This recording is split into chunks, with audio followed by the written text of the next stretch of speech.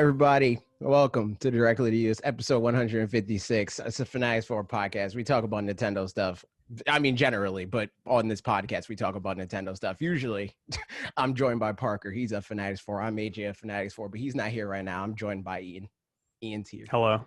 And Hello. Ian's of the internet. Ian's everywhere. I was preemptively like writing the description for what I know so far and putting your links and stuff. I'm like, you have too many things. I can't just be like, what do I have Ian to do? Because you have your Twitter, you have A+ Anime, you have your Twitch, you have your YouTube, you have A+ Anime's YouTube. Too much stuff. Okay, first of all, the reason why that is because you and Bob specifically are like, listen, you gotta break things up into their topics. Yeah, you do. And I was like, hey, for listen. YouTube specifically, yes. Yeah. But and I was like, well, here's the thing. I don't think like that. And then when I posited like, hey, well, I want to turn A+ Anime into more, into a YouTube channel. Should I just do it on my main channel? You and Bob universally were like, no, don't do it. And I was like, okay, so that's why I have so many links. Because it's more, it's more of a content thing than it is. Like, I could see you put up an A+ Anime video, like you've been doing like the video essay-ish stuff on A+ Anime every once in a while. I could see that being on your main channel. It's more of a, like we used to upload these podcasts on Fanatics 4, and Bob used to upload Wolf Den Live on Wolf Den. Every time we would upload podcasts, we would lose subscribers. But the content in the format of your main channel videos lengthwise are not off-putting to people that subscribe for that. So it's like they're similar. They're very similar. You'll upload an A+ Anime video, that's 10 minutes. You'll upload an Ian video, and that's 10 minutes, So it's like it's less about that. But I mean, I just brought that up to be like, you got a lot of stuff. Everybody go check it out. I do. You can support the stuff we do here by going to youtube.com/fanatics4, twitch.tv/fanatics4, and give them $4.99, unless you're specifically on Twitch, in which case you can give us Jeff Bezos' $4.99. If you have your Prime account, your Amazon Prime account, you can link it to your Twitch account. You get a Prime Gaming sub, and you can give it to us, or you can give it to Ian, or you can give it to Bob Wolf. Robert is somebody. I also have, speaking of Bob, I actually have some news vis-a-vis Bob. No. I am actually the third Wolf Den brother. I don't know if you know this. You see, no, it's too late. I was already that. Their father. The fourth Wolf Den brother. There you go. You're the fourth one. You're the fourth. We're like K-pop legitimate.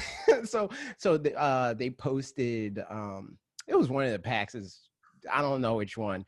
They posted a picture of me. It was me, Bob, and Will, and their dad was like, "Son 3?" I was like, I was like, all right. But anyway, you can. To do. Exactly. But also, like, if you're a subscriber, you get loyalty badges, you get emotes, you get free Switch keys from time to time. You get access to the Supporters Only Discord, where you can talk to Duncan and say yo yo yo and play video games and whatnot. You can join our Discord regardless. It's linked in the description, even if you don't give us Jeff Bezos' money, though. And that's the spiel. Are you playing any video games? Me? I've been playing a bunch of video games. The Monster Hunter, I see. Yes, it. Yes, Monster Hunter. I mean, there's a comment about it later, so I'm not going to get into my feelings right now on Monster Hunter until the Q&A segment. Let's save them. But I've also been playing Monster Hunter. Oh, okay. I mean, it's good. The beauty of a good video game, in my opinion, is that a lot of times there's not a lot to say about it. What I have to tell you is play it. Yes. There's a demo to see if you're into it.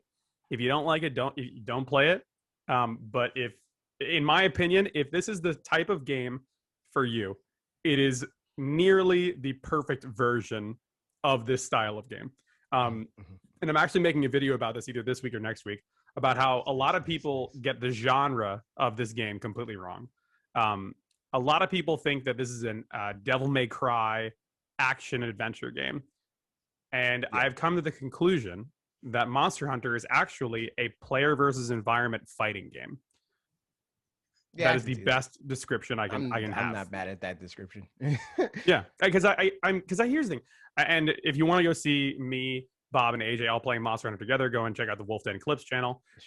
When I was trying to explain that to you guys, right, I was explaining it in a I was trying to explain it in a simplified way, but the issue is that you can't really say the same way that you can't explain to me an FADC cancel from Street Fighter 4 in a in a simple one-dimensional way. That these Yeah. systems all work in tandem with each other. And you know, a lot of the same terminology is shared between fighting games and Monster Hunter, like, you know, invulnerability frames, startup, you know, like stuff like that.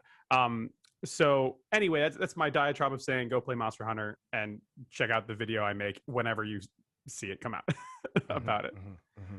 But that's honestly it. That and like my Digimon, I have like a Digimon game I've been playing on my phone and on my watch. Yeah, I didn't dude. know there's a Digimon game. I didn't know that there was a Digimon game on the phone. So there's I have this. I don't have the watch on now, but they just recently announced or released a VB, which is called a Vital Bracelet. It is a Fitbit that has a Digimon that lives inside of it, and you give it. Yeah, it's pretty cool. It's like those Pikachu things. Do they have a Vmon one? They do have a Vmon. Actually, I was about to say I don't care if they don't have Vmon. I don't. So they do have Vmon, but the one that comes free with the watch is a Pulsemon, is what it's called. And it's very cool, and that's technically a video game, and you can like have the Digimon like live in your phone when you're not having it in the watch or whatever. The watch has like NFC that you can like use it with that or whatever. It's cool. That's the other like air quotes video game I've been playing. But it's mainly been those two things, honestly, if I'm being completely honest. What about you? What have you been playing? Very similar situation. Smash, right? You and Lee? Since quarantine happened and they like opened up Pokemon Go to like you not have to like give your life away to get Pokeballs and be like, oh, okay, I gotta go to the Pokestop every day so I can get I've been playing that pretty casually where I'll like do dailies. It's like, oh, I'm gonna spin this thing, tap this Pokemon, get my stuff for the day or whatever. I've been doing that. But also, Smash. Today, or was it was today. Something cool happened, and I was proud. Tell me. So what happened? I did that lesson. I told you. You were telling me. Yeah, you were telling me the lesson with Yeah. I was like, no, you should do that angry Swedish guy instead. Oh yeah, laughing. But no, he wants like $500. He wants like $500. He wants like $8 grand in your blood or something. He's like 52 spots lower on the list of top players than the person I went to. But that's crazy. After that lesson, he told me to like, you know, send him messages if I have any questions or like send him clips and, you know, that type of stuff. So I sent him a clip yesterday, just being like, you know, nothing crazy because I'm not number 2 in the world or nothing like that. But here's this clip. And then he was like, yo, it's like that razor leaf was sick or something like that. I was like, oh my God. It's funny. I was kind of having a similar conversation in terms of the subject of mentoring and stuff with Bob. I think fighting games and creative stuff have a lot of overlap where a lot of people either learn stuff online or learn stuff just by doing it over and over again. Like I know a lot of video editors that do the same thing where like all the stuff they've learned is either by themselves or like a random YouTube video. So I promise this diatribe makes sense. I was on TikTok the other day and I saw a video of a guy. I wasn't expecting that. Well, so I was on TikTok and this guy goes like, I'm going to go see if this Apex trainer on Fiverr is actually going to be worth it. Let's see. And like the trainer has explained to him very nicely, like, you know, here's something that you should do. Here's something you don't think about if you're just actively playing. You need to actively think about this thing. And the trainer ended up being actually like really good.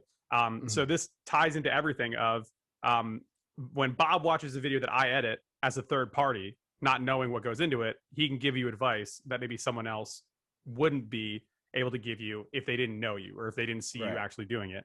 Kind of like a trainer, like the way that you're doing it, where they see you play and they're like, hey, here's what you need to think about, separate from you playing the game, which gives you an advantage in tons of scenarios because you're not the one who has to coach yourself. You know what I mean? Right. Because like the whole thing is I can see how somebody plays a game that's worse than me and be like, you're doing this wrong. You do this too much. Do less of this, blah, blah, blah. But there's not many people that can do that to me. So like I can get away with, or at least people that I know, you know, like obviously there's people that are definitely better than me at the game, but these people are not people that I have access to. For sure. Most people I play with are not. So when I play the game, I don't really have, I get away with my bad habits. But when I played it with Tweak, it was like, oh, you do this wrong. And I played with another top player, but that's the thing that separates him from the other player, where he has a more, and I talked about this before on the podcast, so I'll like do a summarized version of this, but he has like a better teaching style where and honestly a more realistic teaching style, where the other top player was like, don't do this, this is bad, this doesn't work. But Tweak was like, no, that's not how that works. Like, obviously it's not bad, obviously it does work because it has worked for you, but you need to know when and who it will work on and why it works on them, and not just like fall back on that as like universally a good option, because like the opposite of that, where it's like there's no, oh, this doesn't work, but there's also no, oh, this will always work. I was a teacher for many years, and you can easily see someone who is smart but a bad teacher, and someone who is not smart but is an amazing teacher. Like you can see that like almost instantaneously. And you don't, like, half of teaching is almost psychology, right? You need to know what works for that person. And yeah, like I've definitely seen teachers in the past being like, no, that's the wrong grammar, as opposed to being like, well, okay, this is why this works in your home language, this is why this works in my language historically. And then the second that you explain things plainly, most people are gonna be like, of course, I'll use it that way, no worries. And you can tell that he knew that, because like, and I have like this on, I recorded the session, so like he would say things like, yeah, because like I want to review it and be like, okay, what did I do wrong here, and like study and all that stuff. But during the session he said multiple times, why don't you consider, you know, like that was a keyword. It was like consider, it wasn't like do this.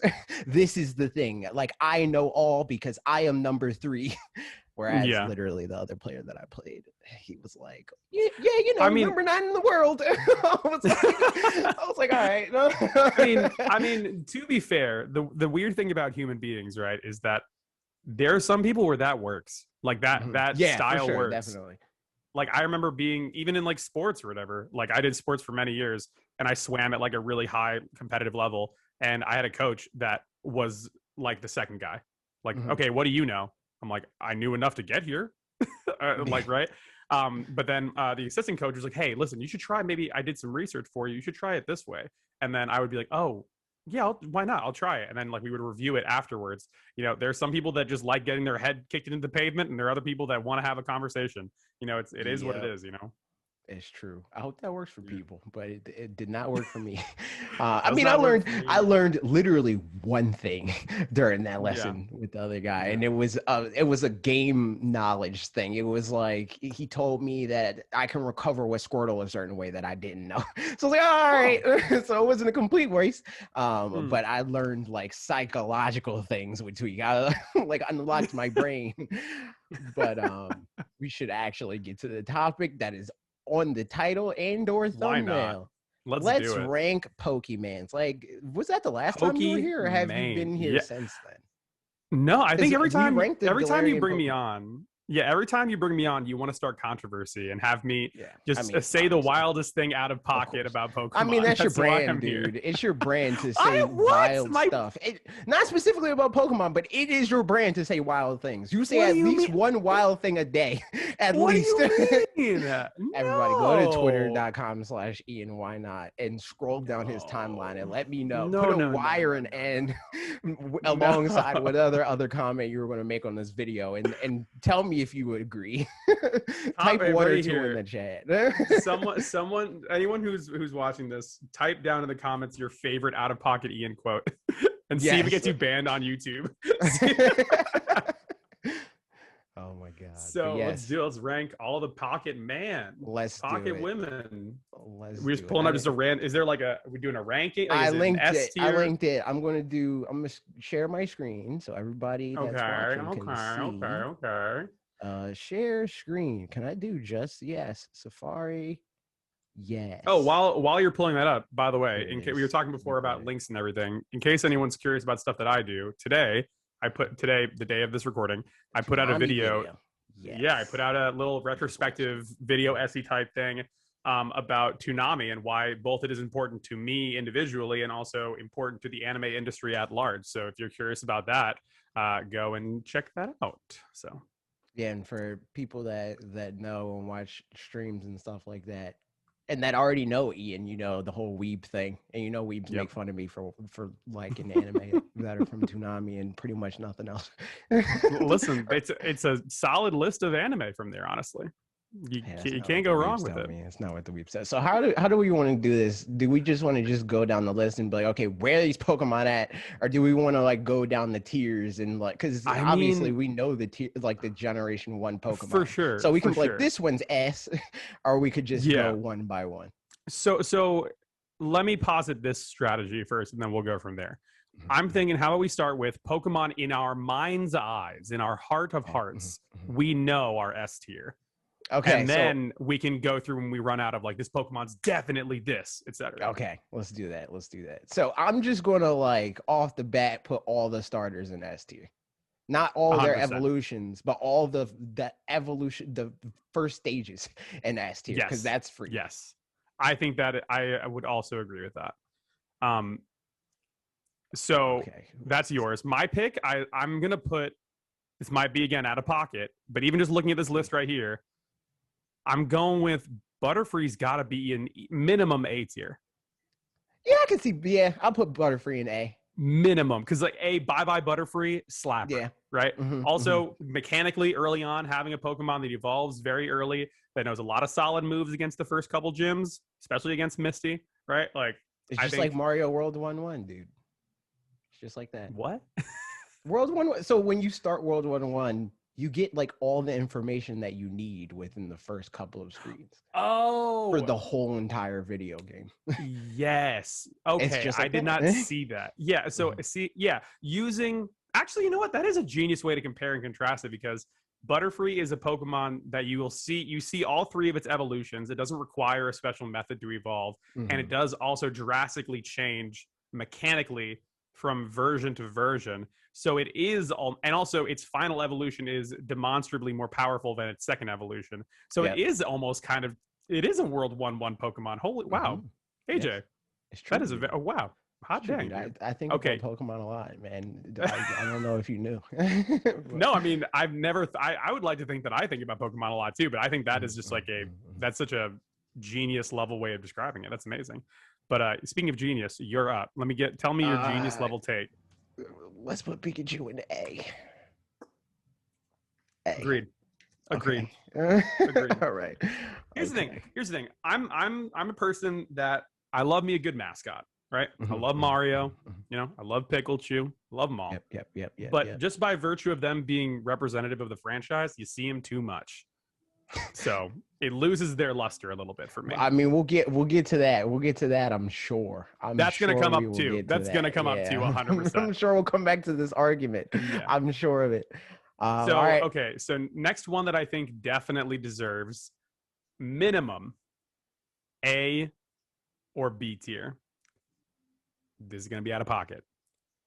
Rattata. B. I'll give you B. I'll give you B for Rattata. Let me give you my reasoning, right? Okay. What is the heart of the internet if not a meme, right? What is a massive meme at the Pokemon community? Joey with his Rattata, right? True. And that has persisted from game to game. There's always a little youngster that has a mouse type Pokemon that you fight early on in the games. And I don't know why, but I think when I think of those like iconic Pokemon from Gen 1, I think of usually the starters. I think of Pikachu, and then I think of the first couple Pokemon you see in the beginning of the games, which are usually the Rattata, you know, the Pidgeys, right? Like to the point where those Pokemon almost become hallmarks of each game. Like everyone's like, all right, what's the Rattata equivalent? True, but who's keeping that on their team? Like by choice? Who's like, all right, I'm keeping Raticate. No, that's why I'm saying not Raticate. I'm saying that Rattata. Who's keeping Rattata on their team? No. Maybe mechanically, I'm saying it is it's more of a metagame. I agree with your reasoning, but the reason why I say that is because that is my argument for B rather than higher than that. Like I think that's a solid enough argument for B, and that's fair. And I think that's going to apply also to Pidgey and Pidgeotto, but Pidgeot might go up. Pidgeot I think is A or S. Here's the thing. I talked to Lee about that. Did you ever play or did you ever watch Twitch Plays Pokemon? Yeah. He's Jesus. Jesus Bird. Jesus Bird. Gotta be S, man. Yeah, I'm down with putting him in S. Let's put it. Also, if we're talking about mechanically, so we didn't really like develop like a way to actually rank them into, like we kind of just came diegetically or whatever. Are we putting Pidgeotto in B? I would put Pidgey in B and then Pidgeotto in A, in my opinion. I like Pidgeotto's style. It's got like personality to it, you know. Pidgey's just a bird, if we're being honest. So It's B. true. I would put Pidgey in B. So the way that I am noticing that we're kind of doing this, just by our conversation, we have the real world side, right? If the fans love it, we have the in-game mechanical use for it, you know, as a function, right? And then we have the like anime and like other material that might have made it popular by proxy. So those are the three tiers. If anyone listening at home is like, how are these guys even determining this? These are the so metrics quick. of this, how we're considering. Yeah, and it's not equally weighed, obviously. Like Bye Bye Butterfree, I feel like is more important to me than Butterfree in the game. But like that episode was so iconic that it's still memed about to this day, which again connects to the first metric of like how the fans and people interact with it. Just because my eye went to him, I'm putting Raichu in like C. Yeah, I would say that because like the metric for me is that I loved Surge's Raichu, and the personality, like the grin, the evilness of him, like there was something interesting about that. But again, I don't think he's more iconic than Bye Bye Butterfree or even, you know, like the memes of Rattata. And so he hasn't really like persisted, right? Like I don't think that like even Surge's Raichu has become iconic in a real way. Like there's probably like one GIF that I see people use of his Raichu, and it's even then it's rare. Like and it's like in the context of Pikachu, where it's like it's the whole thing of like, man, I'm big and you're small. It's like that type of GIF, like which is made funny because of Pikachu, not really Raichu. So I think he belongs in C. So on the note of being maybe a little bit evil or antagonistic, can I posit Arbok and Weezing in B tier? I'm down for that. Because again, if we're using that metric we were talking about before, I feel like they have Weezing in C.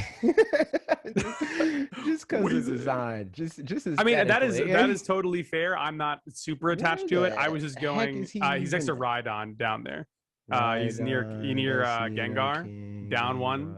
Oh, here we go, Gengar to the right. Onyx. There right there, yeah.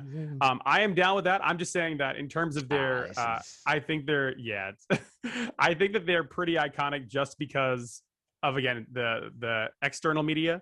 But again, when I look at the design of Arbok specifically, like I really like Arbok's design, and like really I enjoy the underplay of it being based off of a real animal, but also like exaggerated a little bit. It's right next to Firo up there. I see him. Can you scroll up? All right, here we go. I think I'm gonna put Pidgey over. We'll find two. That's fair, yeah. So you're up. Meowth has to be A, I think. Yeah, I would say that. Because think, how many Meowths are there? You know what I mean?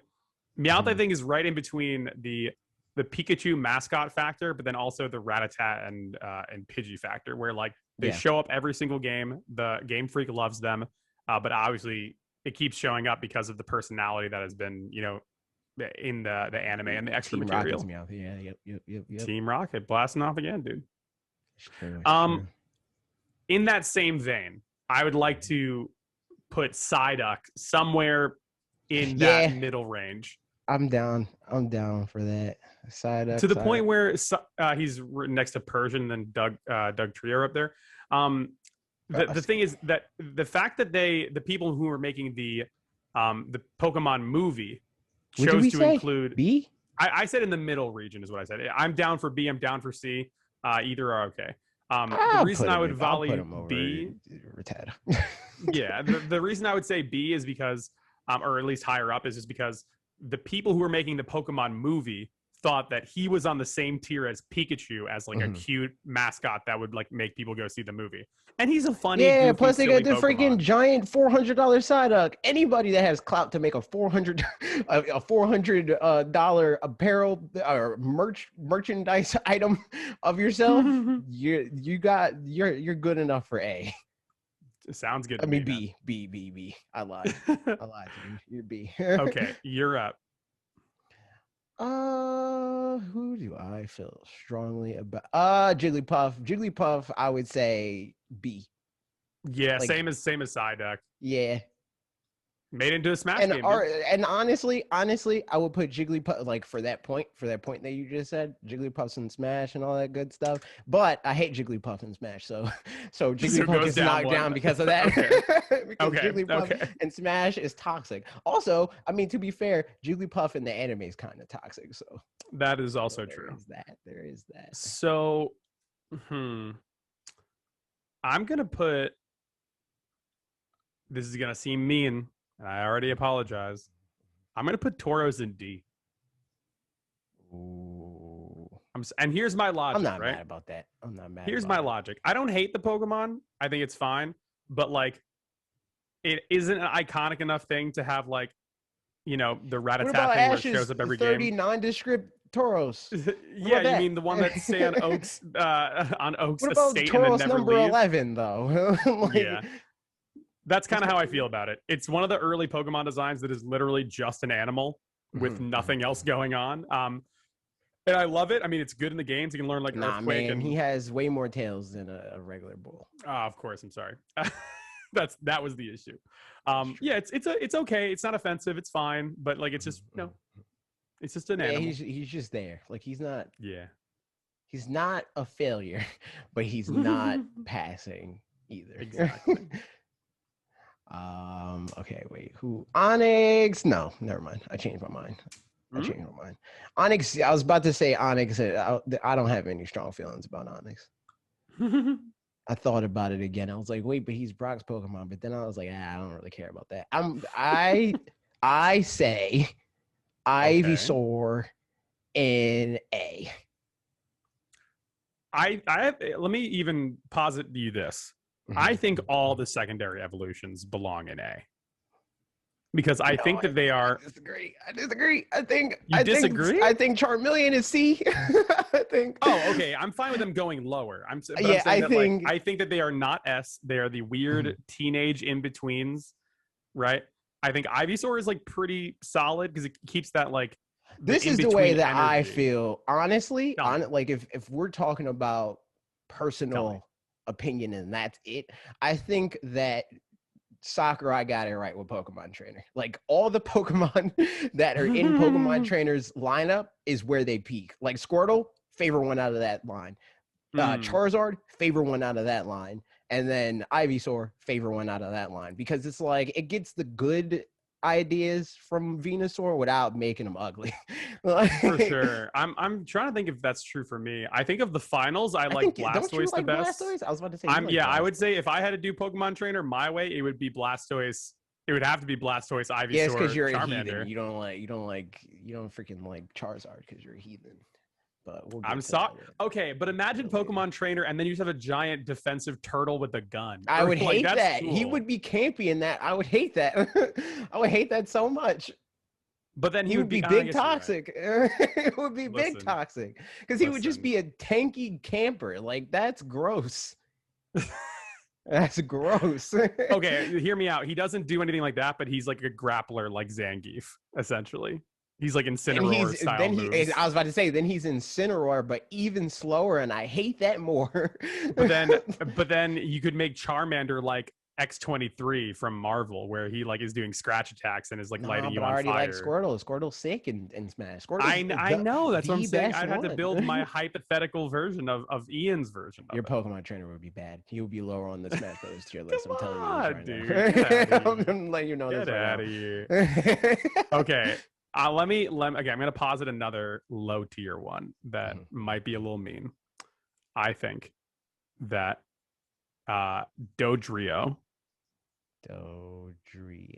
And I don't even know the name. Dodrio's like lower, I think. Oh, it's Doduo and Dodrio. I think that Doduo is D, and I think Dodrio is F. I'm going to be honest. Yo, I'm not even gonna like that's why I know I'm saying it sounds a little bit mean, but like Doduo at least like looks a little derpy and like a little bit like like it, but like Dodrio's like trying to be cool and he fails at it. Yeah. Like, and I'm like, what are you doing, dude? Go home. It just doesn't work. It doesn't work. So you're up. Give me your hot takes. I mean, all right. Gengar S, I think that's pretty free. Easy, Honestly. easy. That Yeah. was the last one I was gonna tell you to do. Yeah, that one. Do I like him more than Pidgeotto? I think I like him more than Pidgeotto. Yes, I do. I 100% do. Yeah. Here's the thing. I'm not even a big Ghost guy. I'm not even a big Mhm. Gengar guy. But like any Pokemon fan worth their salt, like They know who Gengar is. no, like you can't deny that Gengar is sick. Yeah, and he Um, like even amongst these like the Gen 1 Pokemon that I feel like, I mean, a lot of it is because that was like pretty close to its height in popularity in a lot of ways with Gen 1. But amongst these iconic designs, his design is probably top 5 because like he's the Pokemon that you need the least elements to know that it's Gengar. Like you could literally just have his face and just the purple background, and it's like, oh, that's Gengar. Like yeah, like in the character only designs, other like a good Pokemon that I silhouette. feel like you can do that with is the starters. Is Ditto. Oh, and Ditto. Ditto too, but yeah. Yeah. In that same vein, since we're talking about Ditto, I think the Ditto is A tier, A or B tier minimum, in my opinion. Ditto's down here somewhere. He's next to the Eevees, yeah. Eevee. Lapras. Oh, there he is. I see him. There you go. There he is. He's a small boy. Good little friend, dude. Useful in the game, cute as hell, very iconic. We love Ditto. I'm putting Ivysaur like, I'll put him here. And I'm putting Ditto here. That's fair. I'll put him over Meow. Because Ditto's like a thing. Like Ditto is, he's a fan favorite to the point where whenever there's a Smash Brothers mirror match, they call it the Ditto. Like he's iconic even on that level. So I was talking about the merchandise where like there's like entire lines of Pokemon ones where it's like it's Charmander but a Ditto. Like, you know, it's like, you know. I wish they I mean, it probably would make people mad, or some people mad, I guess. I wish that Pokemon merchandise was like all, or at least like the plushies and stuff like that. I wish they were like all boxed and there was a chance that you would get a Ditto. That would be sick. I mean, like that would be so sick. And in the Pokemon Center, to expound they on do that, I wish that they did the like shinies too in that way. Because I know you could just like you can more often than not. I feel like you buy plush and they're just outside of whatever. Like they're not in packaging. But if it was like a Pokeball box and all it said is like, this is an Eevee, and there's a chance that it's shiny, there's a chance that it's a Ditto Eevee. Like that'd be sick. Yeah, that would be sick. Yeah.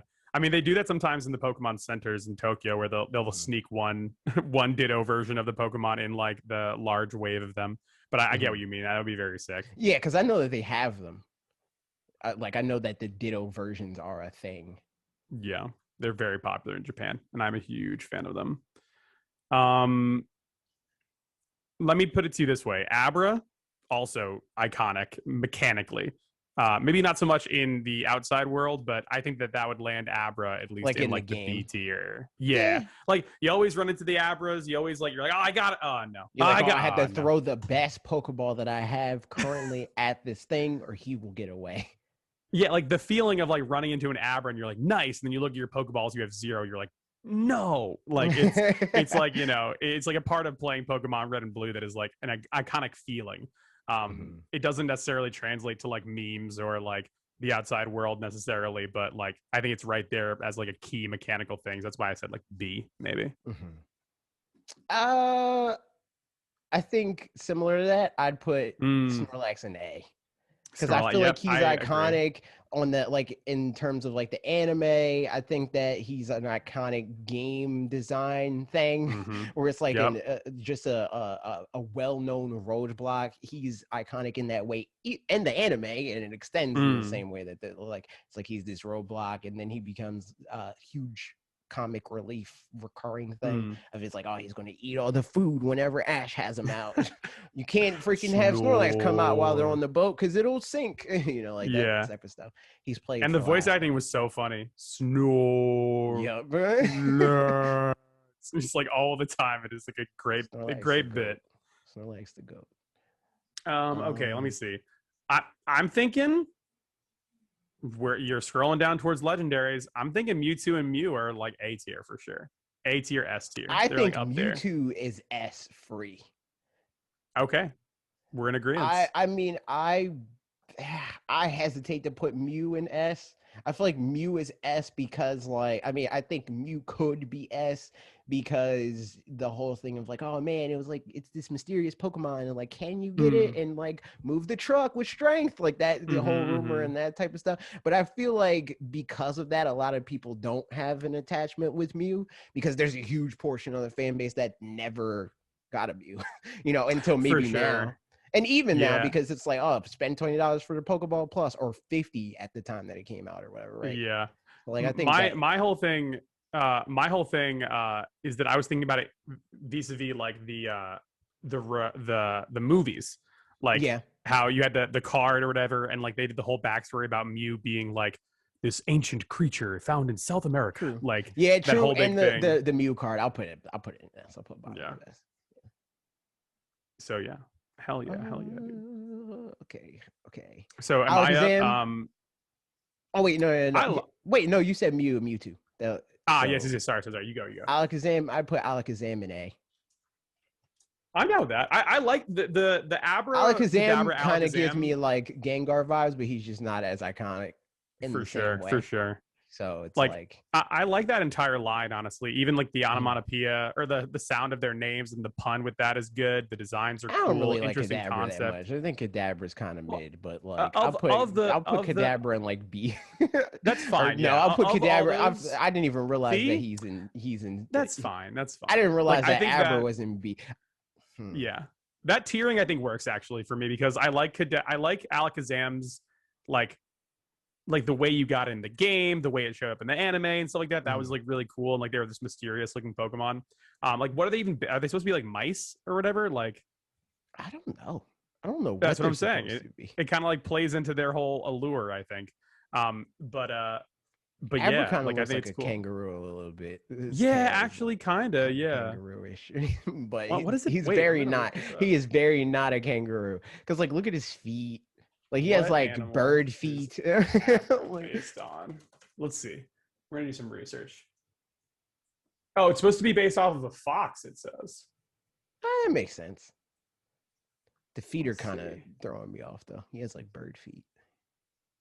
He kind of looks like that one Digimon, honestly. Like that one. Oh, you're talking about Renamon? Yeah, that one. From Tamers, whichever one was after Vmon, that one, that generation that of one. Digimon. Yep. It's so sad that I got that right so quickly. God. Okay. Yeah, I think it's supposed to be based off of a fox. Yeah. That makes sense. The only thing that's kind of like a eyebrow raiser is his feet on that, but yeah, the claws are strange. I want to put Arcanine. Oh wait, it's your turn. Well, if we're doing like. From the list I'm looking at now, I'm thinking, unfortunately, Beedrill has got to be like D or C because I love Beedrill personally, but when you compare it to the ones above it, like it's just a B, dog. Like, and that's okay. And I'm not mad about it. Yeah, but he's a cool-looking bee. Yeah, but it's literally just the logic that here's I what I'll do. For Tauros, I'll put Beedrill in D. And then I'll put Beedrill's Mega Evolution in C. That's fair. I think that's totally legitimately fair, and I respect that. All right. We can do that. Tell me your Arcanine cold, hard-hitting facts. Arcanine, I was going to say put him in A. Because I think he's like pretty iconic, but he's not like that iconic. You know, like he looks cool. I feel like there's definitely a subset of Pokemon fans that are like, I would die for Arcanine, and then there's other subset of Pokemon fans who are like, I don't know which Pokemon is Arcanine. Yeah, I feel like Arcanine. There can definitely be Pokemon fit because me and Parker, I don't know how many episodes ago it was, we did like naming all the Pokemon from Gen 1 from memory sort of like quiz thing, and there were like a couple Pokemon that we forgot, and like after the quiz was over, obviously we're like, oh, we forgot Cubone or whatever, right? I feel like there's some people that probably feel that way about Arcanine, but then there's other people that are like, no, Arcanine, you know, like I'm always having him on my team, blah blah blah. Yeah. Alex loves Arcanine. That tracks. White Christian dudes love Arcanine.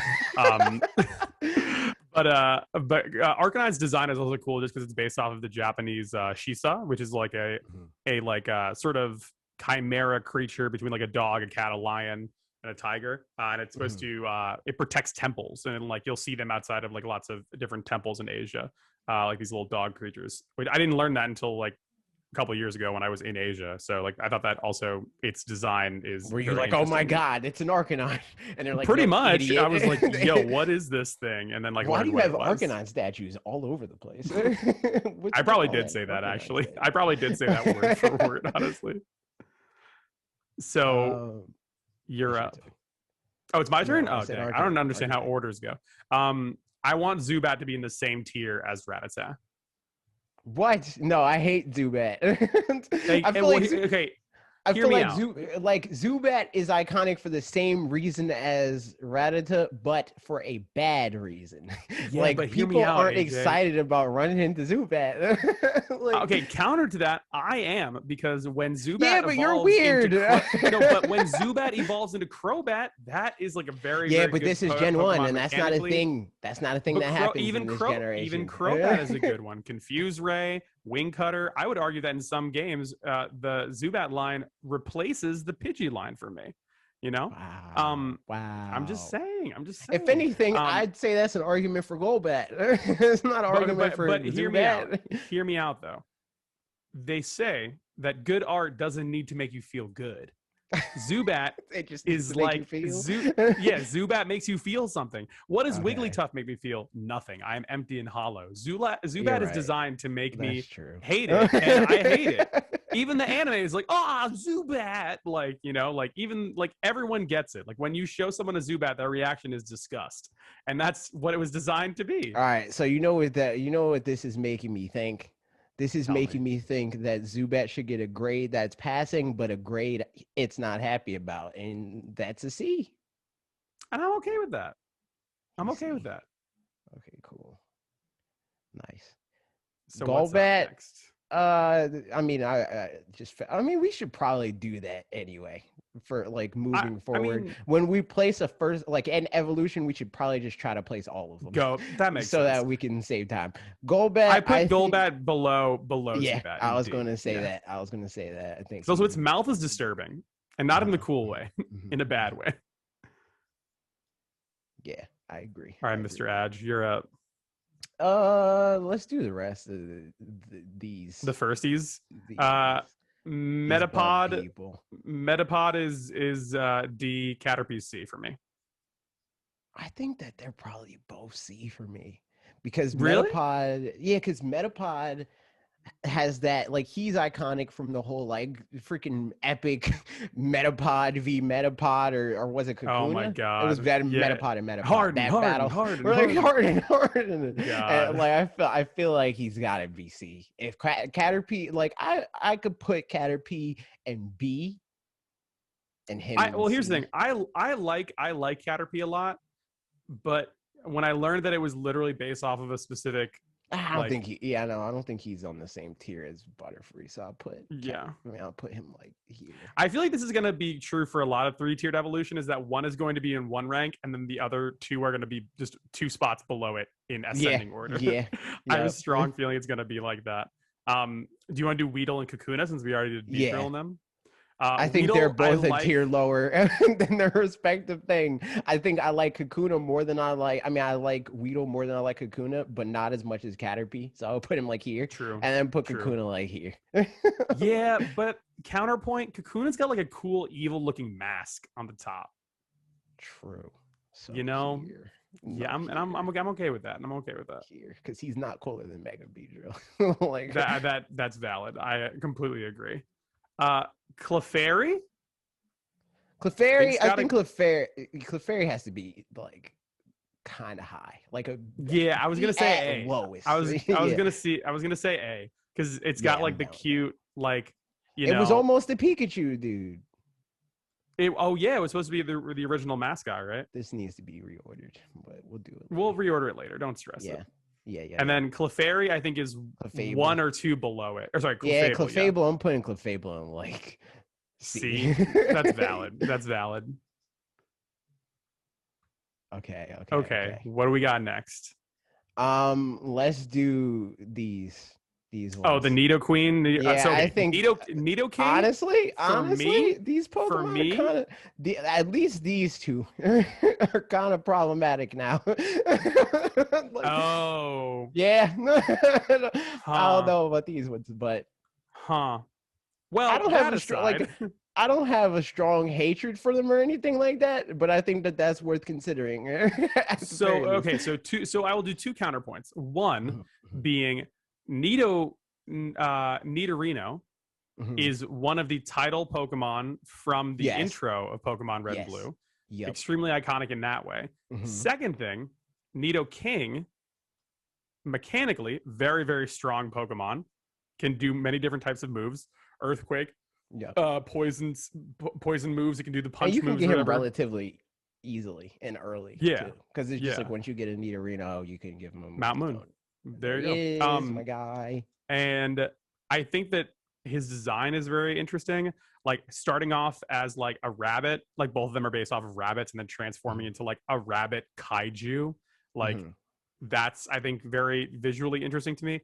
I would say mhm. that both of these lines I would put in my personal opinion. I know this might not be universal, but I would put Nidoking in A, Nidorino in B, and then Nidoran in C.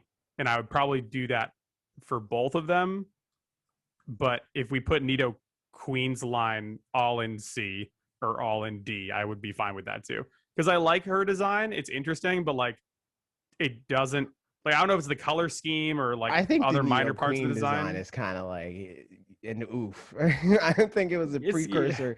I think it was a precursor to the Rule 34 Pokemon fan Oh art. no. So I think we got to put her like top C. Like That's so yeah. So I think you can do the same thing for the rest of them. You go C D and then I put them both the secondary ones in D maybe.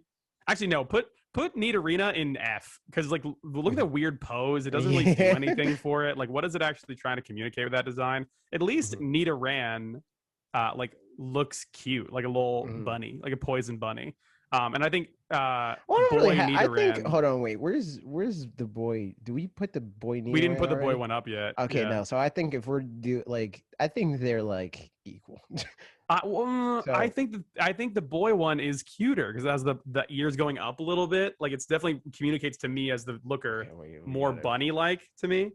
Um, but I would Wait, can totally you I'd be fine with is having them this both here. even communicated on the screen? Can you see that I zoomed in?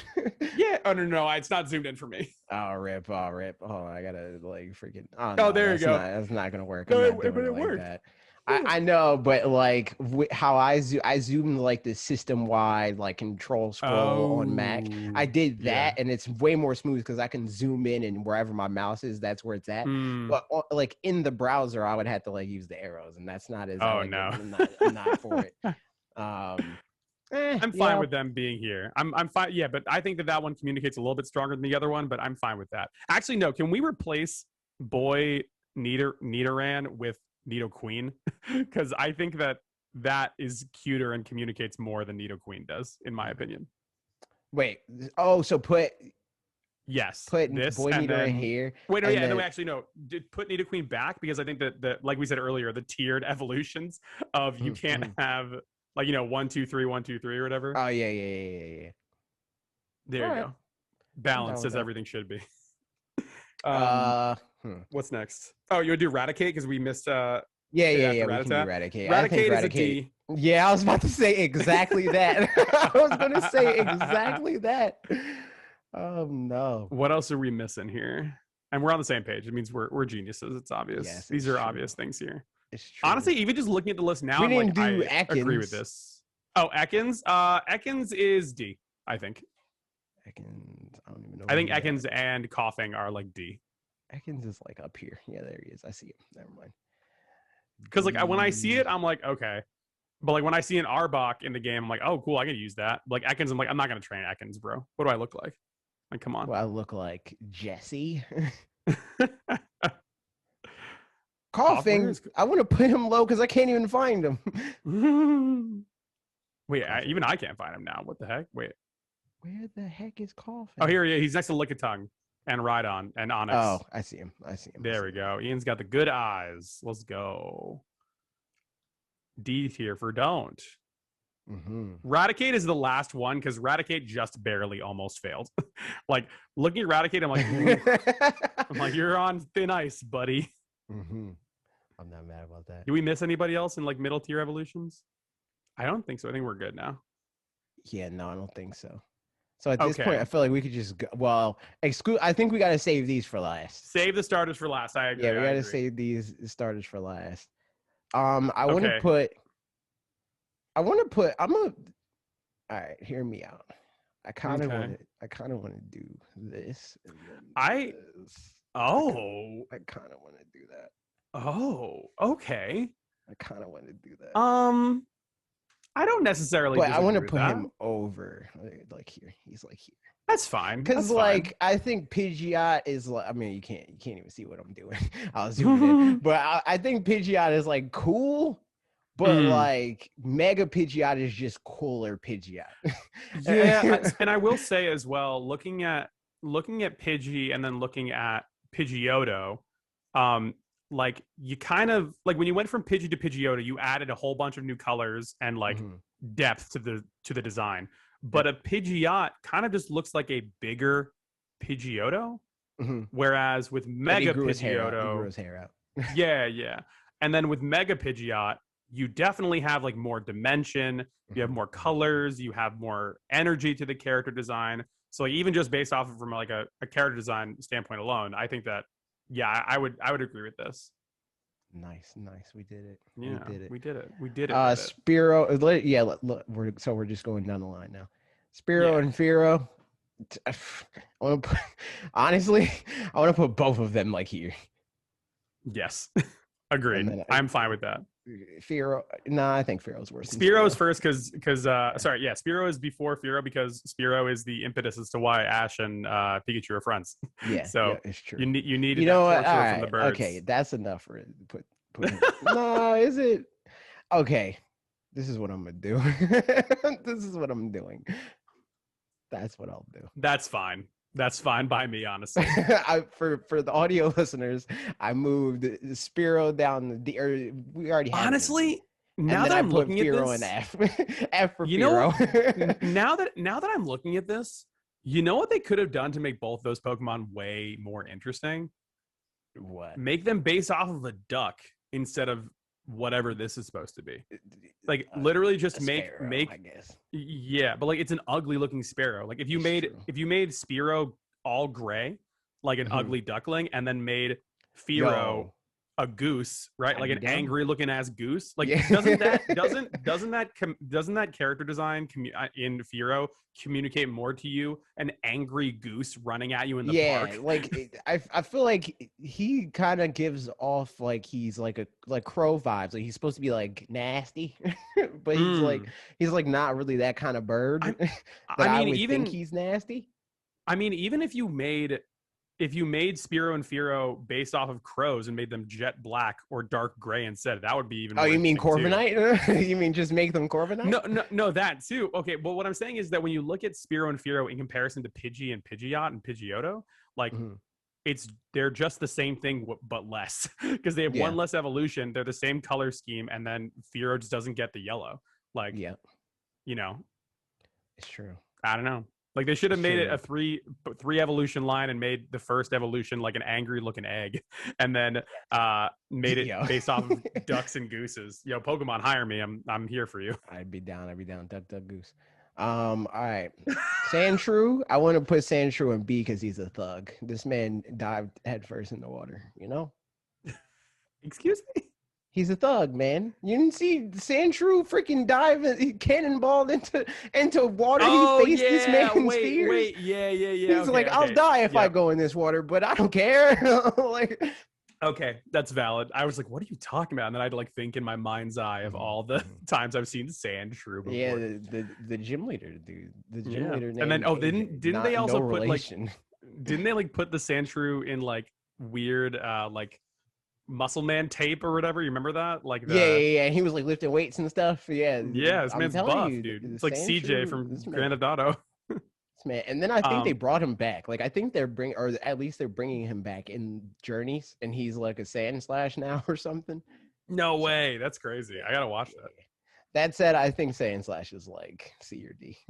Yeah, I'm fine. I'm fine with it being C or D. I like it more than Nidoqueen. I'll say that much. Okay, I'll put it. The Nidoqueen is going to be like the final stand between good and bad Pokemon. Like, listen, are you better than a Nidoqueen? You're probably a pretty all right Pokemon. If you're worse than a Nidoqueen, you're probably a not very good Pokemon. You're probably not great. Okay, Vulpix. Vulpix has got to be B. I'm down for that. I'm down. And I think Ninetales is right next to Vulpix, honestly. I'd honestly put Ninetales above Vulpix. And that's fine too. Like here. I like the lore, the cultural connection with them. They look cool. They're interesting. They got They're good Naruto moves. Characters. They're Nart. I love Nart, so that's a good thing for me. Oh, AJ, I didn't tell you this. I got to show you this real quick. Oh boy. Stay where you are. Here we go. Hello, everybody that is listening to the audio version of this and doesn't have any visual stimuli to hold you over until Ian's back. I got a figure, dude. Oh man, can I want to no. What are these things called again? What's the brand of these? They're like pop figures for Japan, but they're like good looking. The Nendroids? Nendroids, that's the word. Yeah, I got those a Nendroid. They're pop figures but good. Yeah, I got. We'll show the people on the full screen camera after this, because I don't want to stop the screen share and then do it. So put it somewhere accessible. It's right here. It's right next to me. We'll talk about it later. Nice. Oh, that's the other one we didn't do. We didn't do Persian or Golduck. Persian, I think is. I'm thinking better than Nidoqueen. It's better than Nidoqueen to me. It's a C. I think Persian's like top of C. Because Persian has its moments of being an icon in the anime, where it's it's the Pokemon Giovanni pets, dude. And it does have it's good. Again, I'm using the Nidoqueen principle as how I'm determining if Pokemon are good or bad or not. That is the new formula. It's true. Okay, and then the other Pokemon, I already forgot. Golduck. It's Golduck, I think. Yeah. Golduck. I like Golduck. Yeah. I think Golduck is another high C. Yeah. Same. He's probably it has Kadabra energy, Yeah. I think he's above Kadabra though. So I'll put him right under Persian. All right, so now we're back in order. We're at Oddish. Gloom and Vileplume. Gloom, low D. Vileplume, low C. Oddish, low B. Yes, I'm down with that. I think it's Nido. Because Vileplume to me, I think Nido is it's right there. It's right at being Nidoqueen level. No, I don't want to. I want to put it over Sandslash. There we go. And then Oddish is B for baby. B. True. B for baby. It's a baby. Yeah. Which is actually not even that far off from this level right now. This is mostly babies. Okay. It's true. Paris. Paris. I want to put in D. But Parasect in C. Because I like Parasect, like the empty eyes, the big mushroom hat. He's possessed by a freaking Mario character. Nice. Mm-hmm. You love to see it. So I will say Venonat, I like a lot. I like Venonat. It's got cool big old Mario feet. And he's Terry's Pokemon.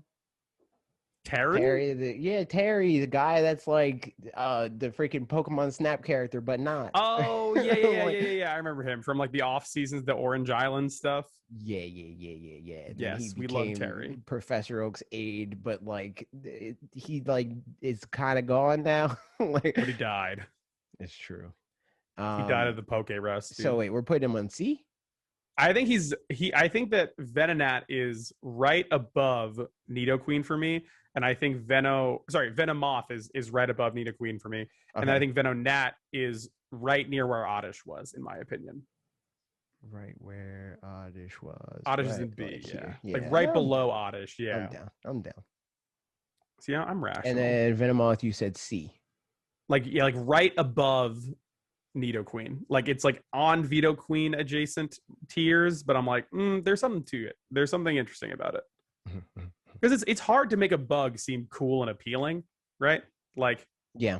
So like the fact that they made it at least like a cool color, made it interesting enough. Like you had the ninja aesthetic with Koga. Like, okay, you added some stuff to it. Like, I think that the reason why Nidoqueen is our like determining factor is that a bunny kaiju has so much stuff you can do with it, and they kind of drop the ball. So any Pokemon just that like, is better let's than that, put boobs on it. Pretty much. All right, we're done. Yeah. You know what? It's funny because they dropped the ball with Nidoqueen, but then picked the same exact ball back up with Kangaskhan somehow. Like a feminine kaiju.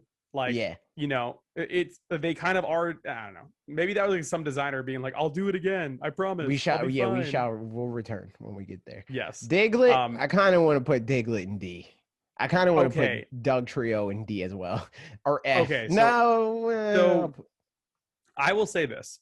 I don't think Dugtrio is offensive, and I think so we'll put him in D. We can put him in D for not disrespectful, but I think Diglett, because of his appearance or their appearance in the anime and the song Diglett Dig, Diglett Dig, Trio. Yeah. Like that has like the mimetic like remembrance, like however many years later. Okay. So, and it like you look at it and there's like so many memes of like, what is it? It's a giant Jax dude under there. It's like an Eldritch Horror under there. But that's a Dugtrio thing. Well, it's a Diglett thing too. It's a Diglett thing too. And I think that the reason why I'd put Dugtrio in the D tier is because it's just 3 Diglets, and that's offensive to me a little bit. Like, give me something a little bit more than that. So that's why I put it in D tier. He's not better. He's not better than Beedrill. Mankey. I want to put Mankey in C and Primeape in B. I'm okay with that. But he's like a mid B. I mean, a mid C. He's like here. Yeah, I like him more than Clefable. Because like why is there a pig, you know, like with this punching man? Like what's up with that fusion? But I do enjoy the thing. Where'd he get the metal bracers from? There's questions that are being posed here. Plus he freaking KO'd Brock. Ash abandoned him and never came back. So you gotta give him something. You gotta give him Ash abandons his Pokemon. It's true. Oh, we didn't place Growlithe. I think Growlithe is S. Really? Because baby. Because he's Arcanine but baby. Okay. Again, I'm not mad about that. I was gonna put him in B for baby, but I mean it's a dog. Who doesn't like a nice dog? Yeah, I mean we could put him in B for baby. I'm down with that. Because I think S is like a special like I'll put it to you this way. I like Arcanine better than Clefairy. I'll say that much. I like Arcanine better than Clefairy. Easy. But the fact that we have Arcanine up in I think the only reason it feels wrong. I think the only reason why. Wait, what did you just say to me? Why? I was saying since we have Arcanine up in A, it feels wrong to have him up in S. You know what I mean? Yeah. I'm with you. I'm with you. What did you say to me? I thought you were going to say Arcanine wasn't worthy of that place. No. Totally worthy. You were saying the opposite of that. I got you. Yes. Makes sense. Poliwag. So here's my thoughts on this. As a water trainer, I am a stereotypical. I love all my water friends. You know, I'm Squirtle's buddy, right? If we're doing our accidental rule of having the 3-tiered evolutions be in 3 different tiers, of these 3, Poliwhirl for me is B. Poliwag is C, and then Poliwrath is D. Yo. Only replace Poliwrath and Poliwag, I think. Because I like the fact they gave the frog gloves to punch you with. Yeah, because I was going to put... Hold on. I'm going back. I was going to put Poliwag in D. That's what I was thinking. That's fine. And the more I look at it, the more angry I get because it has the ooh-woo face in it, and it made me dislike it as I was talking. But of these 3, Poliwhirl to me is the strongest design-wise. It has like biggest friend energy. It's You better said than Poliwhirl? Nidoqueen for sure. Poliwhirl, yeah, the one you're holding now. I like Poliwhirl it the in B most. or Poliwrath in B?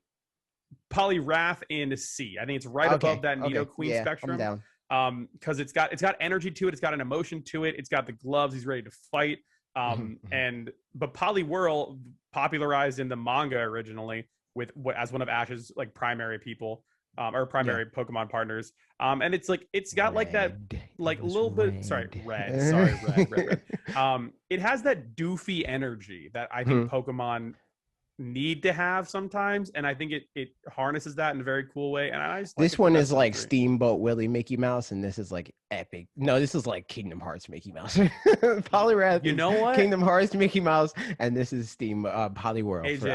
AJ, you took the what's the not the invisible pill. What, what's the pill from that movie with what, blue or red pill? What? Limitless. You took the Limitless pill today because you're making these crazy connections that are so good. You're limitless, dude. I love it. Mega Alakazam is awesome. I love Mega Alakazam. Yo, he just has so many spoons though. Look at the floating spoons. He has so many spoons. I want to put him in freaking B. I think that's fair. That's fair. Because it's like I think it really builds off of the design of Alakazam in a more interesting way. So I think it deserves to be above that, but I don't think it's more iconic than Abra, you know? Same rule as Machop, I think. I think Machamp is the best one of these three. I was about to say, no. No, I like Machamp way more than Machop, honestly. Yeah, no, I put Machamp in A. I'm okay with that. I like that a lot. Because here's the thing about Machop. Machop is just like a 6-year-old kid. You know what I mean? Yeah, like there wasn't a lot of design there. They like saw a muscly 6-year-old at the office one day at Game Freak. They're like, you're the next Pokemon. And like same thing with this guy. Like and same thing with this guy. The second evolution is just a dude. You know? Yeah. He makes me uncomfortable. Honestly, I want to put him in F. Yeah, the more I want to put Machoke in F. Yeah, the fact they gave him underwear makes me feel weird. Because he's literally just a dude, and Machamp is kind of like a dude, but he's like freaking the precursor to like the Ben 10, the forearms dude. Yeah, forearms dude. Yeah, he has like that energy, so it's like it's not as weird. It's not like, oh, this is just a dude. It's like, oh no, this is Pokemon enough for me, but Machoke is just a dude. And like, here's the other thing. Also, his name is Machoke, and I don't like that. Yeah, that's a whole different thing. But here's the thing: when you look at Machop, right, you're like, oh, this thing kind of stands like a human, but like you can see it's not. It's like a turtle adjacent thing. And then when you look at that to the evolution of Machoke, you're like, wait, who gave you underwear? What happened that this is a requirement? Who gave you a belt? And then you're like, wait a minute, what's happening? But by the time Machamp rolls around, you've already forgotten the fact. You're like, oh, okay, all right. You're like, oh, you got forearms? Okay, cool. We're good. You're an alien. Nice. Sick. It's true. Bellsprout, I want to put Bellsprout in B for Bellsprout. No, because he freaking like kicked Pikachu on the top of his head and it like freaking KO'd Pikachu immediately. Wait, wasn't this the Kung Fu Bellsprout or whatever that did all the wiggliest stuff or whatever that beat Pikachu in like the anime? When they're in the Pokemon League. I'm talking about the Pokemon League one where he freaking KO'd Ash's Pikachu like it was nothing. No! And then Muck had to come out, and he couldn't do anything to Muck. Muck, it was like, all right, you abused the rap. I am Sludge. You can't hurt me. I want to put him here. Nah, he's not better than Oddish. I'll put him below Oddish. Weeping Bell. This is gonna be a controversial take. F. Okay. I was going to see, that's the thing. I'm not mad at that because I was going to put Weeping Bell in D. So I'm not mad at it. I'm not mad at that. And let me explain my position. Bellsprout is derpy and he's got the wiggly arms. This Pokemon is derpy but has the size of Victory Bell, but doesn't have the personality of Victory Bell. So you just look at this thing's hollow eyes and you can see it has no soul. There's an emptiness. He's like a bad in between. They didn't. He's obviously not finished. He's the missing link, and he looks like it. Yeah, but like Victory Bell, I think is above the Nidoqueen paradox to me because Victory Bell has personality. It looks scary. I honestly want to put Victory Bell near Bellsprout, maybe even above Bellsprout, because I feel like Victory Bell is iconic because he screams at the top of his lungs. He eats James every chance he gets. True. So I was going purely based off the design for a RPG player's perspective. Like if you threw Victory Bell into like a Dragon Quest game, it would work. You know, like it communicates, you know? Yep. So another controversial take. Tentacle, I kind of want to put Tentacle in that. Hey, bud. Me too. Me too. And I'm gonna say another thing. His dad, right next to him. Okay. Gonna be either there or in D. I'm okay with either because look at Tentacle. I'll put him in D. But look at Tentacle for a little bit. It's got a giant hanging like nose or whatever that's supposed to be, and the more I look at it, the more upset I get. So it can stay there. It's better than its child, but no, thank you. Yikes. Yeah, I agree. All right, no, you convinced me. Top of F. So counter argument to what I just said about Tentacruel, and a lot of these super basic Pokemon, Geodude is so bad that it's funny. It's a floating circle with human arms. It deserves to be above Nidoqueen. I'll put in my opinion. And also the VO of Pokemon being like Geodude. Yeah. Like it's just a dude saying Geodude over and over again. Yeah, I'm down. It's okay, but it's Graveler. I think he's lower. D. I think Graveler's like D. 100% D. Yeah, I was about to say. I thought you said B for a second. I was like, what? No. Are we about to fight already? I thought we were saving this fight. I thought we were supposed to be agreeable until the starters, and then we fight. So here's my thing. I think the Golem is right next to Beedrill because I like Golem a lot, but in terms of communicating its design from one form to the next, doesn't really do it for me. It even has a different color palette than the previous versions. Also, is Golem a turtle? I don't know. It looks like a turtle. It's built like a sumo wrestler. It's like got you like that sort of pose to him, but his face looks like a snake or like a dragon. Yeah. And like, where is that supposed to be communicated? Yeah, it's like, and where did that come from? like it's very weird. So design wise, meh. Yeah. Okay, Ponyta Rapidash B for baby. Yes, I love this line because again, it is the perfect thing of like, if your Pokemon doesn't look cute, it has to just be a fantasy animal, and I think that both of these Pokemon communicate like what it means to be a Pokemon, a little cute fantasy animal. I think Rapidash is better. Rapidash, it's in the anime OP too. It's true. Plus, if it likes you, well, I mean, that's both of them. I was going to say, plus, if it likes you, their fire doesn't burn you for whatever reason. Exactly. That's some power of friendship crap if I ever done heard it. Slowpoke is in S for Slowpoke. I'm not mad. And also, it is. No, I kind of want to put. I want to put Slowpoke. I want to put Slowpoke in A and put Slowbro in S because I like that he turns dumb because he's in pain. Okay, no. This is where I put my line in the sand. Here's my controversial opinion. Slowpoke is what Pikachu wants to be. Pikachu is everywhere. It's effervescent. It's like the Mickey Mouse of Pokemon, right? But then you look at Slowpoke, this like stupid little land dweller. It's adorable. It's got a happy face on. You can't look at a Slowbro or a Slowpoke and be like, oh, I'm angry. You hear slow. Sure, I can. What? But like I'm saying, in the canon of the universe, whatever. And also, Slowpoke is in all types of promotional material. Pokemon Company loves Slowpoke. And he was like Slowbro. I mean, yeah, I put Slowpoke. You know what? That's a good reason. But I like so Slowpoke and Slowbro both deserve to be in S or A, I will say. All right, I'll put him in A because I don't think he belongs in. I don't think he belongs in S. I don't think Slowpoke belongs in S. But look at him; he's like just sitting there like this. He's like, Yeah, but he didn't unlock his true stupid because he didn't get bit yet. I will say that in my opinion, Slowpoke from the viewpoint of the Pokemon Company, our A tier of Pikachu, Ditto, Meowth. I think that Slowpoke is right behind Meowth. If I was working at the Pokemon Company, in terms of brand recognition, bro, in Japan, Slowpoke is everywhere. I'm not kidding.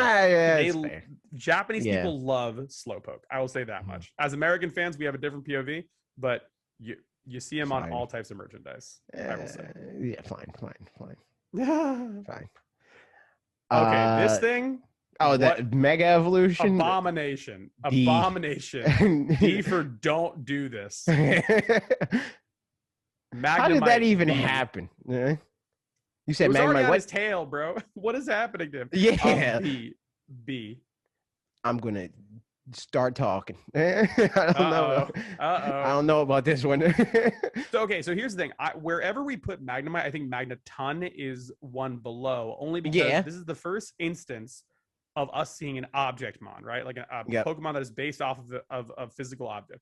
And I think in terms of all the objectmon we've gotten over the years, I think that Magnemite is pretty cool. Like, you know, it's obviously has the magnets. Obviously, magnets produce electricity. There are electrical currents.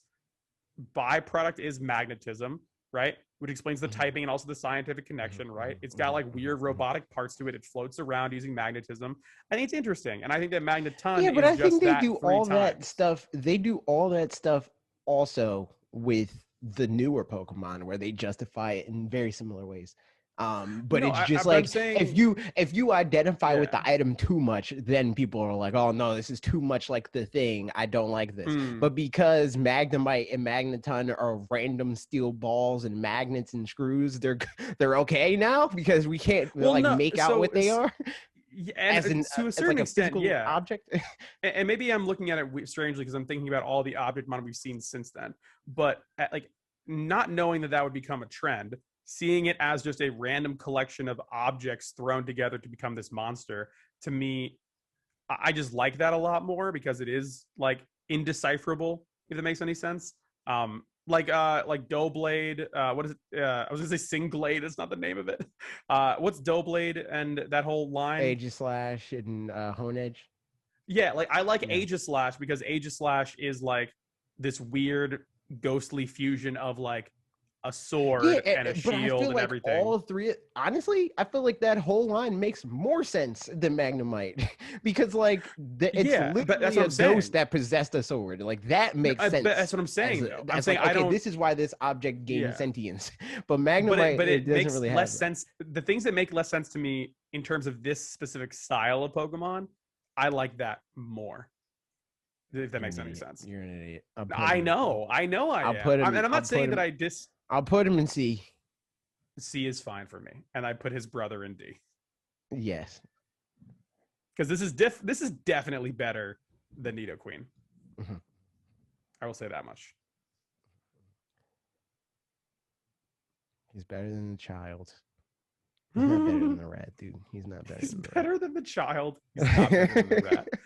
So, where do you put Farfetch? Because I know this is a hot topic. I kind of want to put Farfetch in like B or C, because he's he's a meal, dude.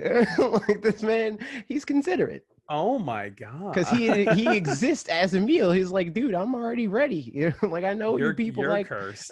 You're cursed. I hate you. I mean, he is, man. Put it in B for bird, dude. Get out of here. I hate you. Why are you disrespecting my man like that? He learned the way of his Pokedex entry literally acknowledges this fact. Is that he's endangered because people are like, oh, that's convenient. You already come with a side. Listen. This duck did not study the way of the blade to be insulted this way. How dare you? This duck didn't study the way of the blade. Yes, he did. No, he just was born with a leak. He doesn't know what to do with it. The Galarian Farfetch, on the other hand, studied the way of the blade. This man, Galarian Farfetch, was a hardened soldier. I was going to say criminal, but criminal. The more I look at Farfetch, the more I laugh because I'm like, it looks like a duck was about to be eaten and then was like, oh wait, let me pick up an object to make sure that people don't eat me because people don't eat Pokemon. Grabs the leak and is like, Farfetch, like pretends to be it. It's the It's way just he gets like out, dude. it. Like the only the thing that would even be more universal, or at least more like localized to us, is if he was a chicken with celery in his hand. Like, Oh like my god.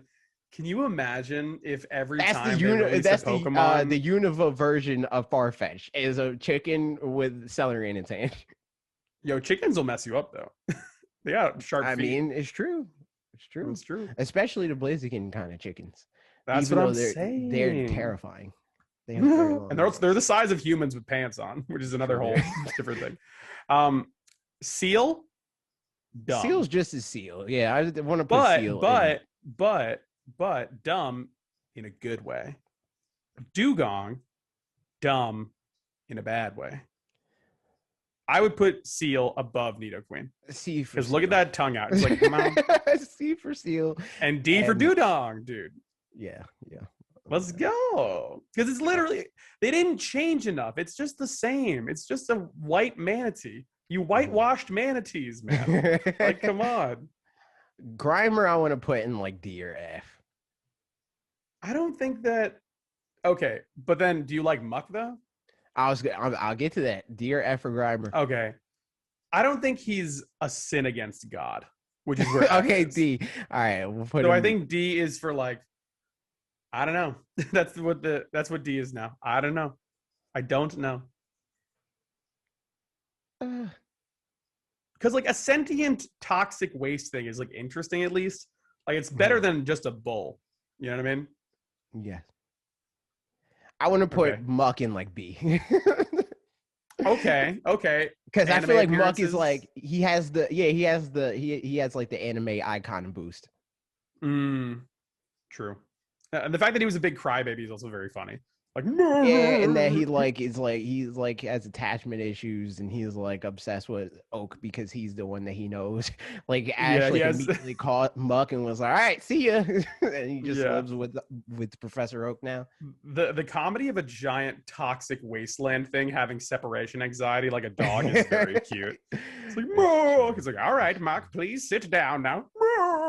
Like I remember those scenes so vividly in my mind from Pokemon. Yes. Sheldor, I want to put Sheldor in like D. I would put Sheldor right next to Seal. And the reason being is same explanation. Tongue is out, dumb in a good way. Yeah, all right. Same vibe. C is where bad babies go. Like this is the land of the not good babies. Sin. We can't. Yeah.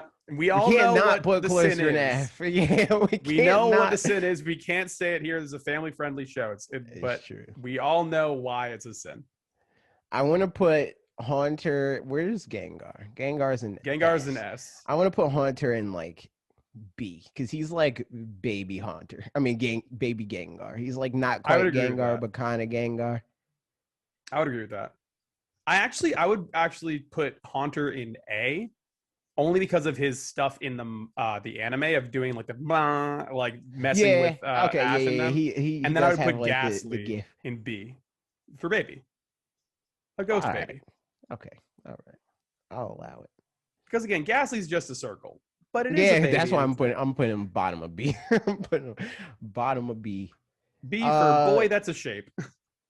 It's true. Mega Gengar. Mega Gengar. I want to put him in like C. Yeah, like I put him in C. Not a lot was done with it. It's like it's okay. Yeah, I feel like they almost did too much. Okay. Onyx, B for Brock. Yeah. And also the real reason is like the anime icon stuff. Yeah. The battle where Pikachu wins by turning the sprinklers on by cheating. Like that's hype. That's hype. They need to make the Pokemon games more like that. Freaking environmental wins. That's hype.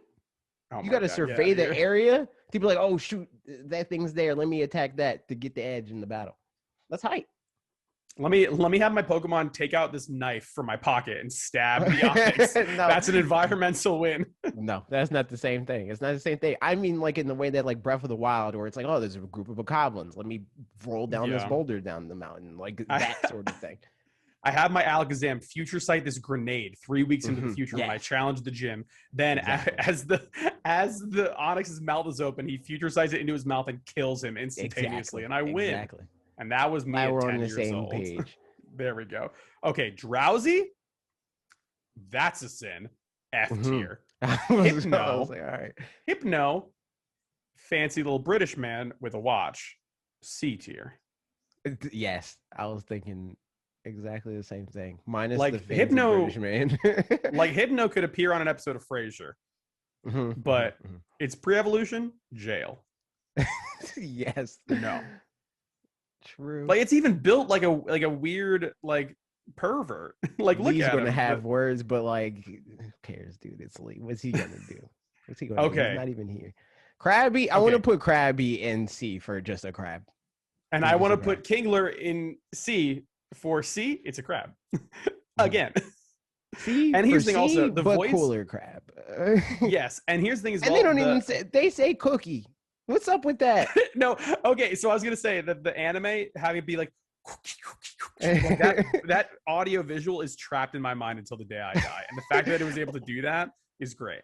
Like Kingler, literally, he just goes cookie. Like what? No, it's like a lower pitch down. It's so Voltorb. cute. All right, hear me out. Voltorb. I want to put Voltorb in like C because what came first, like Voltorb or the Pokeball? Okay. Counterpoint. I want to put Voltorb in D, and I want to put its smiley older brother in C. Because what do I get from Voltorb? I get nothing from this Pokeball dude. He encouraged the creation of the thing we use, I guess. Yeah, but the Premier Ball one next, Electrode, to me, has not a Premier personality. Ball. The Premier Ball personality.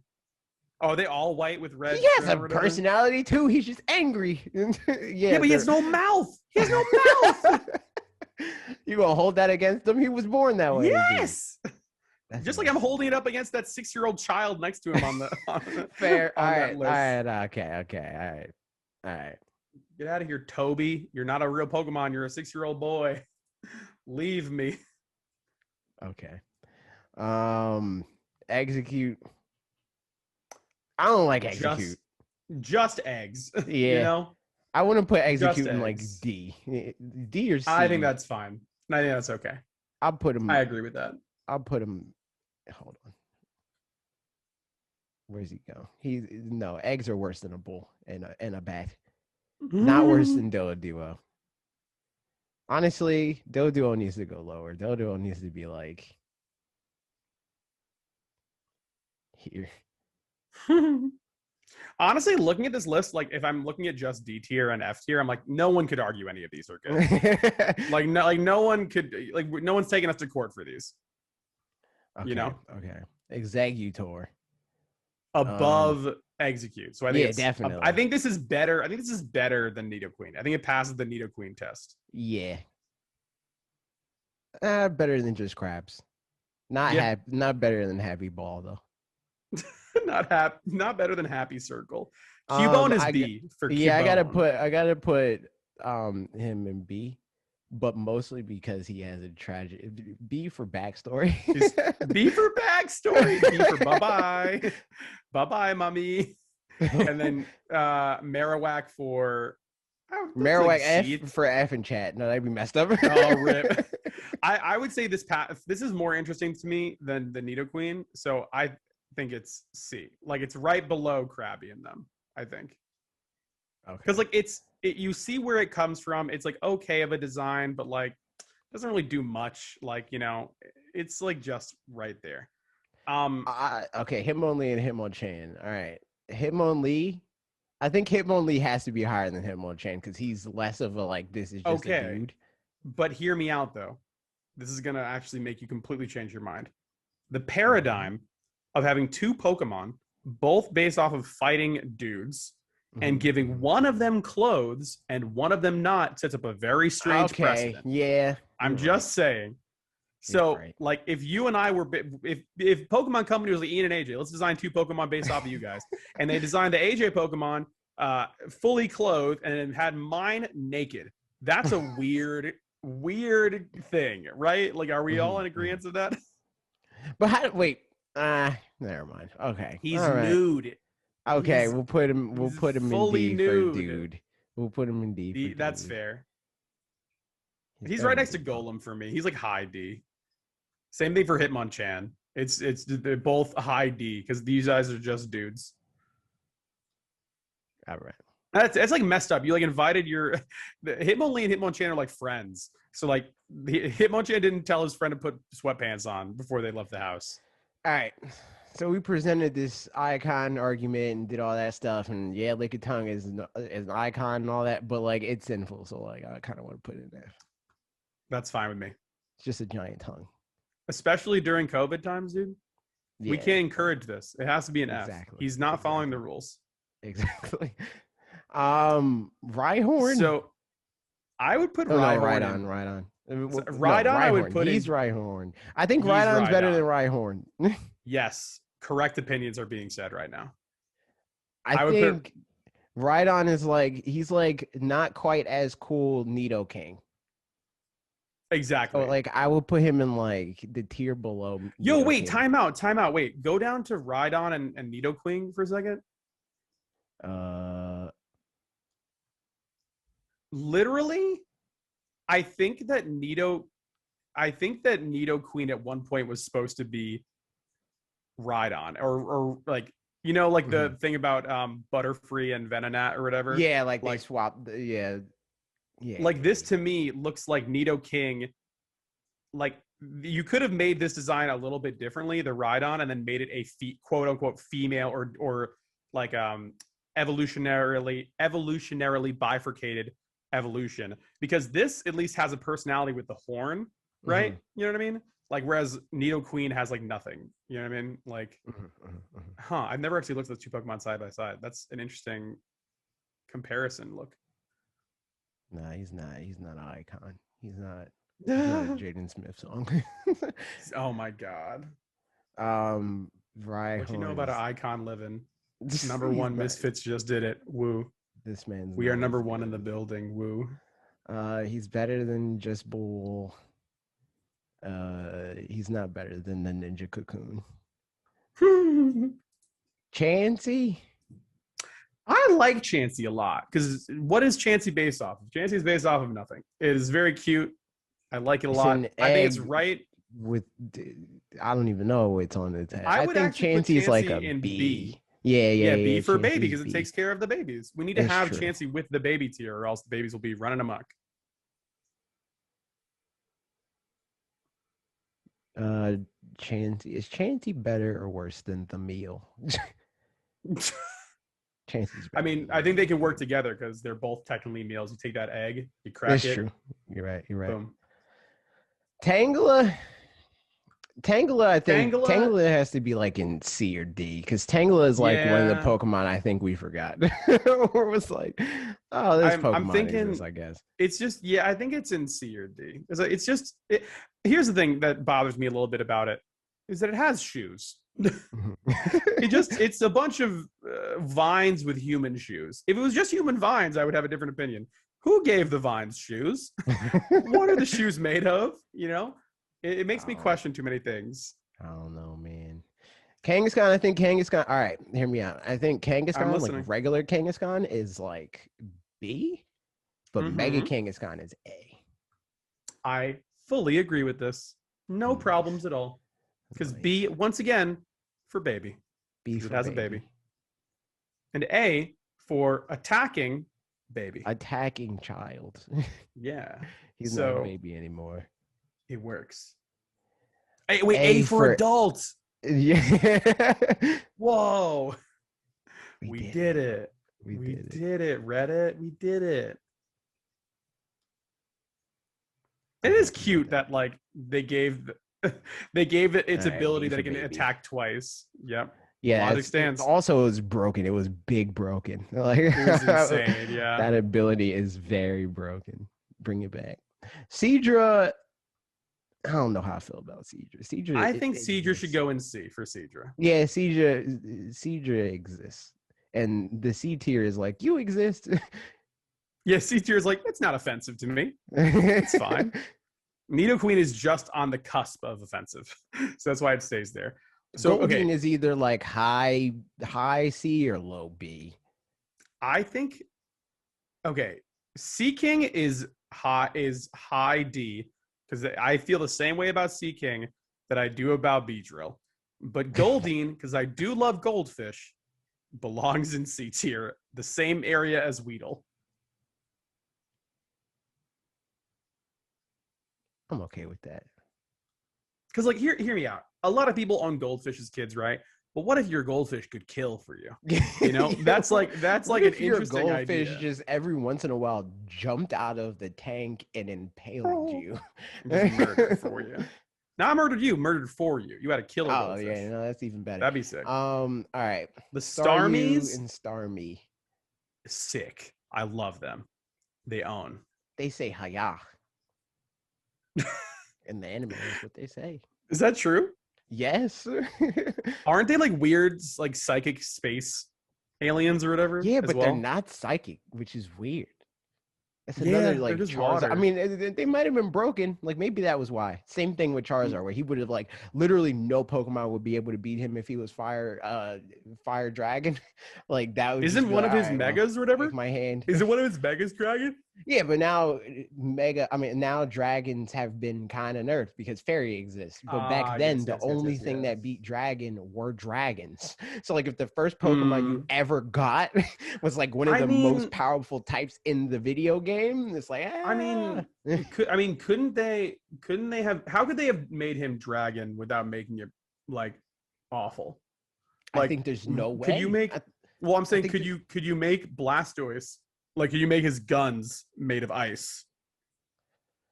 Yeah, he could be like water ice. Ice water, yeah. And then but then how could you counter ice water with grass? Grass ground? You can't. You could, but I'm saying because grass ground though. Wouldn't grass ground count? Does ground counter ice or no? No. Oh. And Blastoise would then give Blastoise, like, I mean, not an advantage, but it would give Blastoise an advantage in the sense that he doesn't have like a hard check, whereas the other two would. So it's like it's not a perfect triangle. Like what they flirt, what they've well, actually no, they did it before because they did it with Sun and Moon. Yeah, with like Gen 8, and they did it with like Greninja and like that Greninja, Delphox, and what is it called? What is the other Pokemon? Let's see. Greninja, Delphox, and oh my god, what is his name? Oh, Chestnut. There we go. Yeah, Chestnut's the other one. I forgot him because Ice is strong against. Ice is weak against Steel, Fire, Water, and Ice. Wait, what? Ice is weak against other ice. Wait, no. what? Wait, okay. I think those are resistant. Ice is weak against fire, rock, and fighting. Fire, rock, and fighting. I think. Let's see. Ice, fighting, fire, rock, steel. No, super effective. Ice. Fighting, fire, rock, steel. So you could make Venusaur. You make Venusaur rock, like, because it kind of looks like something that could dig in the ground and like, because I mean, if you think about it, if it's a giant flower, you could do like the Pokemon version of like, well, the flower part is out in the open and it digs in the ground. It's the rose that grew from concrete. It's a freaking Tupac, God. The Tupac frog. God, I would believe that. I would believe a Venusaur being rock grass. I would believe that. Okay, might need to change its like color. We're putting Staryu. Staryu's in. I would say, I would put Starmie in B, and I put Starmie in A. What? You said Starmie twice. Sorry, I would put Starmie in B, and I would put Staryu in A. All right. Because again, Misty's Pocketmon, iconic. But Misty has both of them, which I never understood. I don't know why she has both. Get a new Pokemon, Misty. Damn. She just like she has Starmie, and then the Staryu is like, all right, you're not allowed to evolve because I already have you. Like, I already have the fully evolved version of you, but I'm still going to use you anyway. Mr. Mime, I think Mr. Mime's a sin.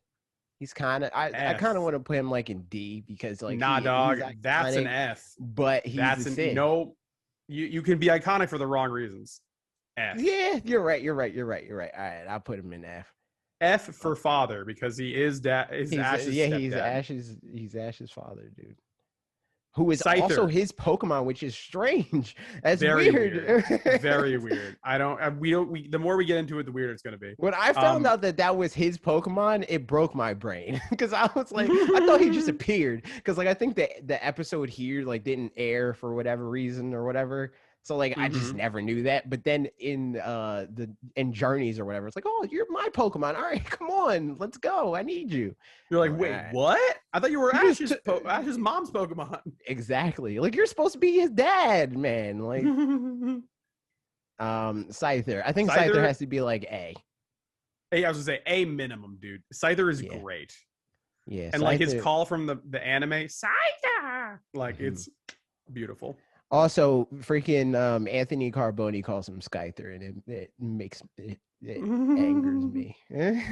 Love me a Scyther, dude. Well, I don't know if he still does, but he did, and I remember this there. So when I watch things that make me viscerally angry, a lot of times the immediate reaction is to send it to Bob and be like, "This makes me angry." Okay. And I sent this to Bob to be like, he freaking called him Scyther. And he's like, wait, you don't call him Scyther? No, but we made a meme out of it. We were talking about that on the Sunday streams. He was also like, what is wrong with this man? Jinx. Hey, sin, Jinx. F. Sin, and we all know why. Moving on. Electabuzz is I think it's high D. Same thing for Magmar. Yeah, I think he's... And honestly, same thing for Pinsir, to be honest with me.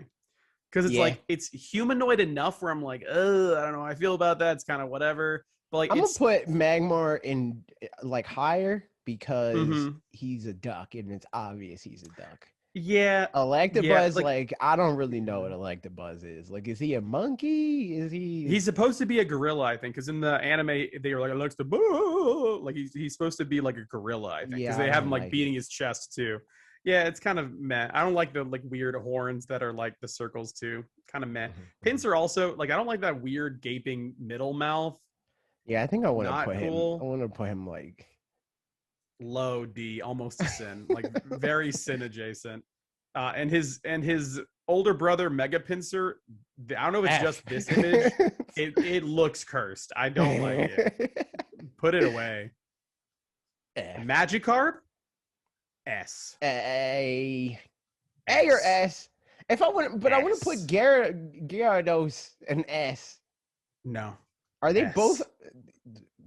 Gyarados. Okay, Magikarp is better than Gyarados. So okay, I am using the world and memes as my canvas here. All right. Okay. So, but I will fully accept that it's an A tier right next to Pikachu because I swear they put a lot of merchandise and a lot of stuff into Magikarp. Japanese people love Magikarp, but if you think that Gyarados is S and Magikarp is A, I would be hard pressed to disagree with you. Okay, that's what I'm gonna do that. But he's got to be right next to Pikachu. Yeah, like I think this baby trio of Pikachu, Magikarp, Ditto, and Meowth. These are this is on all the merchandise Pokemon.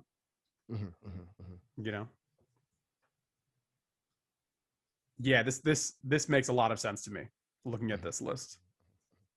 Okay. All right. Mega Gyarados, though, he's like a C or a sin, dude. F. It's a he's a like just look at it. Shrimp. It's a very aggressive, mean shrimp. They make the front of his body so much bigger and gross, muscular.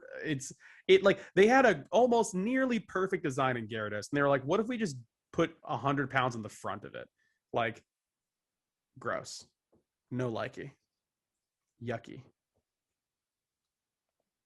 Okay. I think Jinx is a worse sin than Cloyster, by the way. Do you? Okay. Because of racism. Yeah, Yes. true.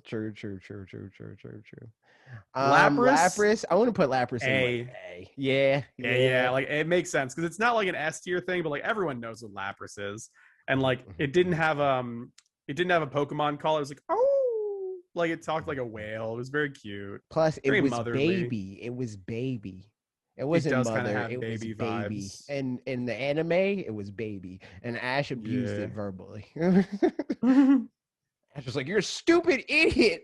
Get out of my face, dummy." That So really did go off dumb. sometimes on some of these Pokemon. All right, Eevee, A. Here, Any counter argument, S. Because it has been used as a starter in multiple games. So it's Pikachu. Hello. But hear me out though. Eevee is just Pikachu with less airtime, which allows me to appreciate them more. What options do you have? What options do you have? What options do you have for Pikachu? Let me evolve it into an evil rat. That's true. That's all I have. It's or true, the surfboarding evil rat.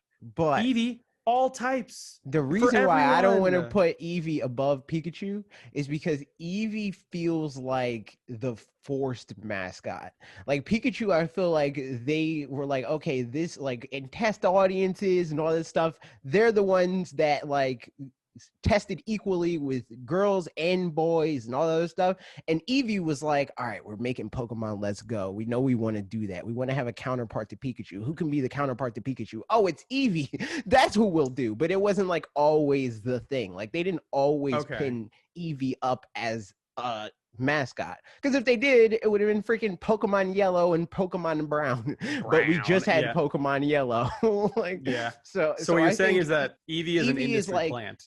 Eevee, yes, exactly. Eevee is like, because of like the fact that Pokemon Company like wanted Eevee to be a mascot, is on the level of Pikachu, but I do not think that Eevee is a higher tier than Pikachu. I agree with your reasoning as far as like, oh, like potential and evolving and all this stuff, but I don't think that that's good enough to make Eevee better than Pikachu, because like I feel like people like Pikachu as Pikachu more than people like the potential of Eevee. Like I know more people that would be like, I mean, and Pokemon Let's Go, Pikachu sales kind of also bad versus Eevee sales or whatever. Really? They'll rather just straight up have a Pikachu than to have either straight up, especially straight up in Eevee, or even most of Eevee's evolutions.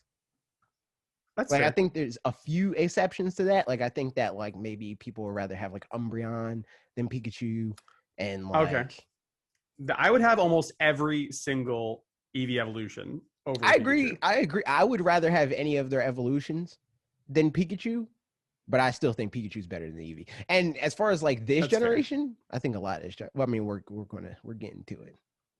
Vaporeon. Okay. The spiciest thing I'll say all stream.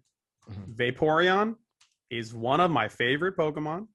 It is, I think, a very cool designed Pokemon. It builds off of Eevee very well. It incorporates a lot of those cool things you like from water Pokemon. In the anime, it can turn invisible, right? In the water. I'm saying for me, we can extrapolate from this. For me, Ian Wyatt Tanizawa Preschel is an S tier Pokemon. Yeah, no, I'm not giving it an S. I'll give it A. That's fine. That's all I came here to do, is make sure that my boy made it to at least A. But I'm just saying. That's why I had to do the caveat of, for me personally, this is one of my favorite Pokemon of all time. It's not better than the baby fairy. And that's fine. Now, contrast for audio lessons, for audio listeners, I mean fairy like the boat. Yes. Counter to this, I don't care at all where the other evolutions go. They could go in F for all I care. I think Flareon is trash because competitively he sucks, and also he's like there, you know? So like I want to put him in like C because he's not like offensive, but he's not great either. And Jolteon I want to put like in B or C. B, I would I'll agree put with that. Like bottom of B. I would say B, yeah, because like it has like a theme, like it still has that like it has its own personality to it, like high energy, but like it still kind of looks like a dog. Like it's, I like it a lot. I think that And it he's has a lot of decent good design competitively, components. which is awesome. Yeah, he's pretty fast. He's like really fast. awesome. Porygon, I don't care about sick. him. I don't care about Porygon. I don't care about Porygon. I mean, it does. I'm indifferent. Only thing that I'm going to fight against is no way he's S. Like, no, he's not S. He's no. He's not S. But I think that he's minimum B because Porygon, I'll put him 2, in B. Porygon 3D or whatever they're called, or Porygon Z. Like it's just weird and out there, and I love that sort of thing. So I know he's not like for me. iconic. It's like Porygon. The reason why I like, and it's Porygon. I was not thinking to put him low. I just genuinely do not care. So it's like for me, put Porygon. I would have put him in C. Like like he exists, he's not offensive, but like I don't care about him. Like okay, ready here. We have found the Nidoqueen of B rank because okay. I think that if a Pokemon is better than Porygon, it deserves to be in B. And I think that Nidoqueen is the same thing for that. And I think that Slowpoke, Mega Slowpoke is the Nidoqueen of D. Because I'm like, if a Pokemon is worse than this, you mean Slowbro, Mega Slowbro, yeah. Oh, Mega Slowbro, sorry. Yeah, I think it deserves to be there. So, Ammonite and Omastar. I don't like these Pokemon. I think I like Ammonite. Okay, so I think actually, yeah. The more I look at it, the more I mean, Omastar. I think Omastar is an F. The evolution, so, he's an F. Yeah. So when you look at so yeah, I agree with you. Put it in F. When you look at it, like quickly in the games, you're like, yeah, whatever. But like, imagine this thing in the real world with its like wiggling tentacles, always looking at you with the. He gives me like eyes. Starro, like the Starro from DC Comics, like the thing that attaches to your face and like comes to you or whatever. He gives me those vibes. Don't stare at this. The more you stare at this art, the more disturbing it becomes. However, Almanite. He's baby. I love him. He's a little baby. I'll put him in B. Same with his friend. That's probably the steepest drop off. B to freaking B to F. Yeah, that's. He's got like dumb little googly eyes. It's so cute, but its older brother is a sin. That's true. Kabuto and Kabutops, I think they both deserve to be in B. Yeah, I'm down. B for baby, and then B for blades. You know, because they got 2 blades on them. IMHO. Double bladed up on a Thursday afternoon. I gotta move Cubone up just for pity. Dead, dude. Like, he's been through a lot, dog. It's true. This man is a baby. Cubone, bound anymore. Also, Cubone sounded like he smoked a lot of cigarettes on the anime. Cubone, bound. Cubone. So good, dude. I think it's right. Yeah, it's like above Muck. I think that works well right there. Okay, we're getting down to the wire. I think he's cooler than Spoons. I'm sorry. Aerodactyl are cooler than Spoons. That is true. I think Aerodactyl belongs in mid C tier. I was going to say I think he's like B. I wouldn't be opposed to that. He looks cool. He looks pretty cool. Yeah, the demon. That's the whole of it. Like pretty much just that is that he looks cool. I would draw him in my notebook. So okay, I'm fine with that. You have strong feelings towards this Pokemon. I like that. Next one though, F. I hate Mega Aerodactyl. It's literally just hey Jim, Hey Jim, we need a new Mega by Thursday or we're fired. Throw some rocks on it. Like awful. Whoever designed that should be fired. Please. It's pretty bad, bro. It's not worse than the Psychic Pervert, but it's definitely close. All the birds belong in B for bird minimum. IMHO. Okay, this is what I'm gonna do. Yes. I'm gonna put Articuno in A for Articuno. Oh, okay. I don't disagree. The legendary birds are really well designed, in my opinion. He's better than the baby fairy. So who is the Nidoqueen of A, by the way?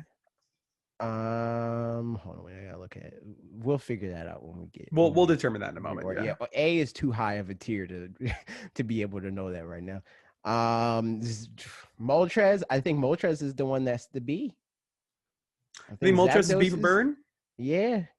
I think he's Yeah. like, I think he's B. He's like the higher B, and then we'll put Zapdos at like right above Jolteon, because he's like Jolteon. Really? Jolteon is just derivative of Zapdos.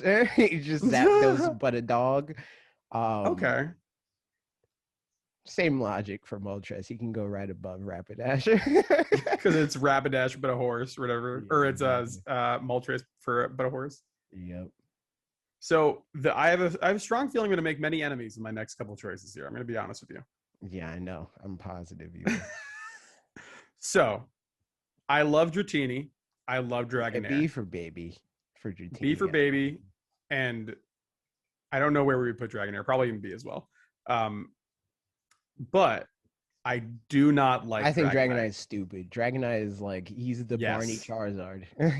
So not only that, but I think that from a design standpoint, design perspective, he does not, or they do not communicate. Queen. I'll give you that, yeah. But it just doesn't communicate the previous evolutions. You missed Dragonair, by the way. But do you understand what I'm saying? Like, a key Wait, we didn't even say we were least, putting Dragonair. I think Dragonair is way above Dragonite. I'll say that. Like in B, maybe? Like above B? Dragonite. No, Dratini. I was like, what the heck is the other one called? Yes. Yeah, so like, here's the thing. The thing with me and Pokemon is that you need to kind of explain to me through each version, like how you got there. Yeah, exactly. So which we'll get to. We'll get back to that argument. Yeah, so put a pin in it. Freaking the Mega Mewtwo's. Okay, so listen, I will say this: Mega Mewtwo, the muscly one, sin, bad. But the one that looks like Cell from Dragon Ball Z, A. No. I don't know about no. I'm using Dragon Ball Z logic, right? Where it's like this is a Pokemon that is, and all he about, doesn't like, even evolving. look like Cell. He looks like a fusion of freaking Boo and Frieza, and that is borderline sin. Wait, now that I'm looking at it, it's got a weird head tentacle, and now I'm like, it's put it in F for sin. I'm sorry. I'm sorry I even defended this thing. Yes, put it in F. It's crazy because you said Cell, and like the fighting Mewtwo gives me more Cell vibes than the I was thinking Frieza. Yeah, actually, he's not freaking Cell. Frieza and Boo, and that's gross. Yeah, that's a sinful combination. Put him right next to the psychic pervert in F. I hate him. So Andrew, we are here. We're almost at starter town. It's time for us to fight, dude. Here's the thing. Did we put? Hold on. Why? Hold on. What's happening? Did we put? Why the heck is? I don't think Nidorino belongs in F. Yeah, put her in low D. Yeah, she's not a sin. She's just because I was like, I just don't like this thing. Is why I put it in F. Yeah, your emotions were high. It's true. All right, so I'm going to start with my dissenting opinions of the one that we know that I like more. Charmeleon. Okay. Trash, but like better than Nidoqueen. Yes, I will say yes. Now, here we are. Oh, well, I don't think either one of us have like super strong opinions about Venusaur. I think Venusaur at most is C. I'm arguing for D though. Really? So I would actually put Mega Venusaur in D, and then put Venusaur in C. Yeah. Okay. I'm down with that. Because I think Venusaur is much better than Nidoqueen. Well, that too. I think that Venusaur's base design is as far as you can really take it without making it look like a Digimon. Mega Venusaur looks like a Digimon. And I think I like the frog aesthetic. I like the plant growing out of it. It's like an interesting design for sure. It communicates from one version to the next. It's not super good, All right, here we are. This is where we fight. Here we are, the darkness. I don't know how strong your opinions are for Wartortle, but I guess we start here. Wartortle is B maximum. I was about to say, I want to put him in C. Yeah, Well, here, let's look at the I want to put him gatekeepers in of C. I want to put him in C, but over Charmeleon because I think Charmeleon is like he's a starter Pokemon, so like his design's not like like I think the only, and I'm pretty sure we disagree on this, but I think the only starter Pokemon like evolution that is Sin is Thwackey. That's literally the only starter evolution period that I'm like, no, this one like do it over. Yeah, I mean, I don't like a lot of the middle evolutions in Sword and Shield, to be honest. There's like I like Raboot. Raboot's the only one that I'm like, this one I would put in like A. But again, we already did this episode. But again, it's weird. It's just weird when you give Pokemon clothes because it brings up a paradigm that the it's other like, why Pokemon is everybody else not with wearing is nude. Like, you know what I'm saying? It's the Hitmonlee he's still paradox. cool though. That's what I mean. Like borderline, just looking at them, Raboot looks cool. Like that's fair. That's fair. Because like the rest of them don't really have anything going for them as far as like the middle evolution, and usually middle evolutions do not look cool. So like at least Raboot has that. Yeah, I'll agree with that. You know what Thwackey looks like to me? Thwackey looks like an Ed Netty character. Yes. And that is a because he's like all one shape going down. There's like no texture to his shoulders. Yeah, that's actually really funny now that I'm thinking about it. He's just literally a banana. Okay, so before we even get into the debate of anything, I'm gonna put this on the table, and if we can agree on this, I think this will smooth out everything else. Okay. I know that I have very dissenting opinions on Charizard. Yeah, because you're stupid. Because I am so dumb. But I will say this. I will shake hands with it wherever you want to put Charizard if we can both agree that our boy over here, Blastoise, goes with him wherever he goes. Because I agree with that. But hear me out though. If we're using the paradigms we described earlier, right? Blastoise is the counter to Charizard in the games. Right? He's your rival's Pokemon, right? The red to the blue. I'm not saying he's above Charizard. I'm saying that if they're in a tier, they're in a tier together because of how iconic the red and blue it's fair. dichotomy versions they are. All right. I'm putting Charizard in S. Like, and I think that's fair as long as Blastoise can also go there. He can be in S. It's fine. But he's not as high in S. I'm putting Charizard. And you know what? And you know what? Honestly, if we put Blastoise above Gyarados or like near Gyarados, I'm okay with that. Oh, I mean, like if we're putting him in S, I would definitely put him above Gyarados. Okay, so then because like I think like the only reason why Gyarados is in S is because he looks cool. Like that is why he's in. Like he looks cool enough that's enough for him. Like, fair. But Blastoise, I'm okay with putting him in S because of all the other stuff. I'll put him right below. Shake my hand through the internet, AJ. Shake. There you go. We did it. All right, now this might make you mad, but Mega Blastoise, big stupid. I want to put him in C. Okay. Put him in C. At the same time, Mega Charizard Y, also pretty big stupid. I want to put him in C, but higher. So hear me out though. C for cannon, because he has a bunch of cannons on him. Exactly. And C for just Charizard. Charizard. Here's the thing. I don't like the mega evolutions of the starters because they're just Digimon. As a Digimon fan, I love it, but I like my peanut butter and chocolate separately.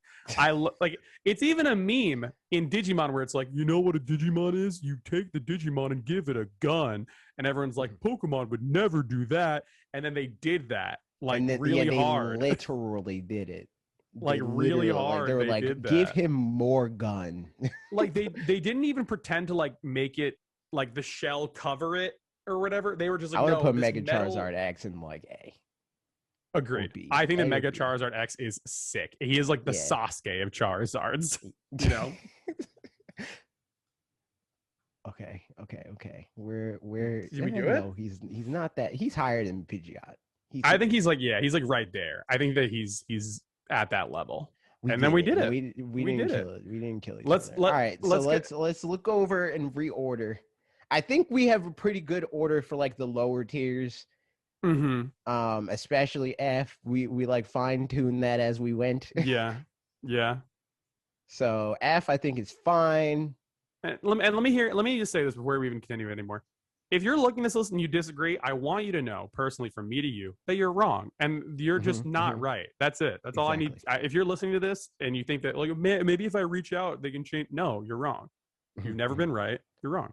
Exactly. That's why the title of this is going to be the definitive ranking of every Gen 1 Pokemon.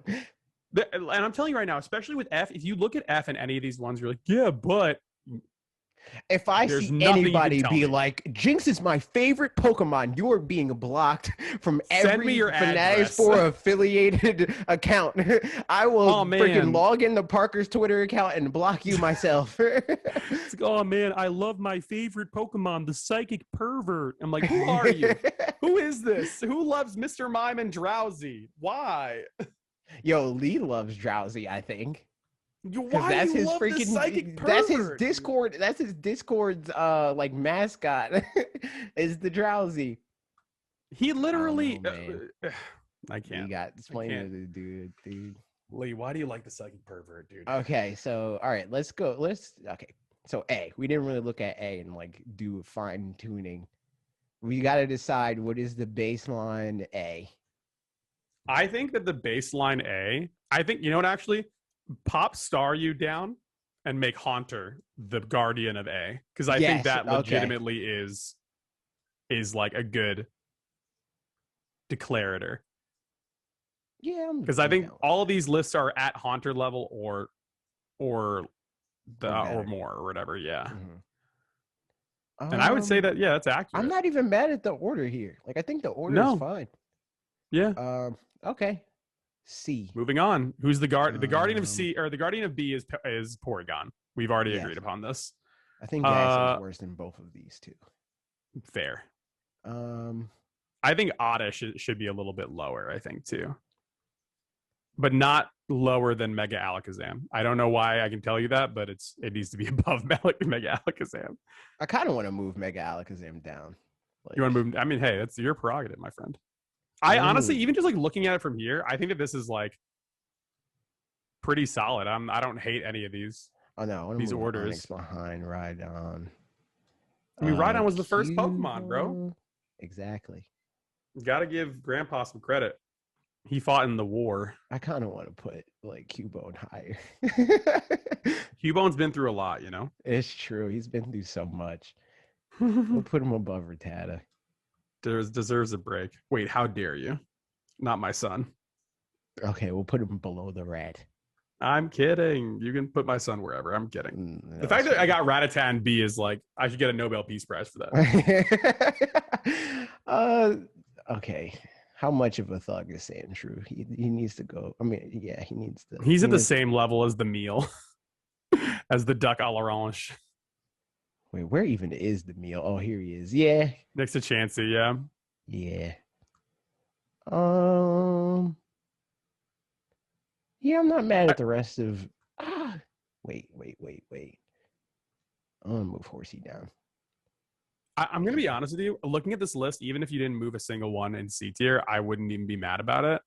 And like, I'm curious to see, like, whenever we make these list videos together, I'm always curious about like, what are people gonna say? Like, are people gonna be like, "No, I'm a ride or die Raichu fan. How dare you S tier or I die?" You know what I mean? Like I can see people having an argument for Raichu for the same reason you have an argument against Charizard. Like, I can see people like wanting to like Raichu because he gets overshadowed by Pikachu, and it's like, but he's the evolution and he's better and blah blah blah. Like, my argument for Charizard is this and this alone, that they put Charizard in my face all the time. Exactly, and that's what they do with Pikachu. That's what I'm saying. Oh, like, you're saying, so okay, I can so see somebody liking Raichu for that reason, where they're like, Pikachu's just overrated. Like, I can see that. Oh, okay. Mm-hmm. I can see where you're coming from then. In fact, I know, like, my aunt, who is 4 months older than me, had that opinion. I don't know if she still feels that way, but her favorite Pokemon for a long time was Raichu. So here's the thing, too, is that they really upped the ante with Alolan Raichu because it has cute Pikachu energy. Yeah, because this man ate pancakes, dude. and that explanation is so dumb and so good to the point where I I thought I was gonna hate Alolan Raichu, and then when I heard the explanation and He'd be saw it better in if he ate battle, waffles. it was amazing. It was great. So Plus, I wish that freaking was canon. the Pikachu in Pokemon Snap evolved. He evolved. It's crazy. Wait, how? And new Pokemon Snap, he evolved. Oh, evolved. Oh, shoot, Yeah, dude. so you gotta give him a the Pankeki. Pikachu from the original Pokemon Snap is a Raichu now. Oh, A surfing okay. Pikachu on the beach. Because now he's a surfing Raichu. That makes sense because again, Alola. Okay, wow, I learned something new today. Okay, we did this. It's done. It's done. Also, it's a perfect list. Also, that list took way too long, so we're going to Q&A. Yay! Skipping all through the news. Indie World, it's a thing that happened. It existed. Me and Ian, neither one of us have very strong opinions about any of the video games that are there. If you like them, let us know in the comments which one was your favorite Indie World game that you wish we discussed. Maybe when Parker's back, we'll talk about it. But for now, we're going to go straight to Q&A. Yay. I need to pull the doc back up. Here we go.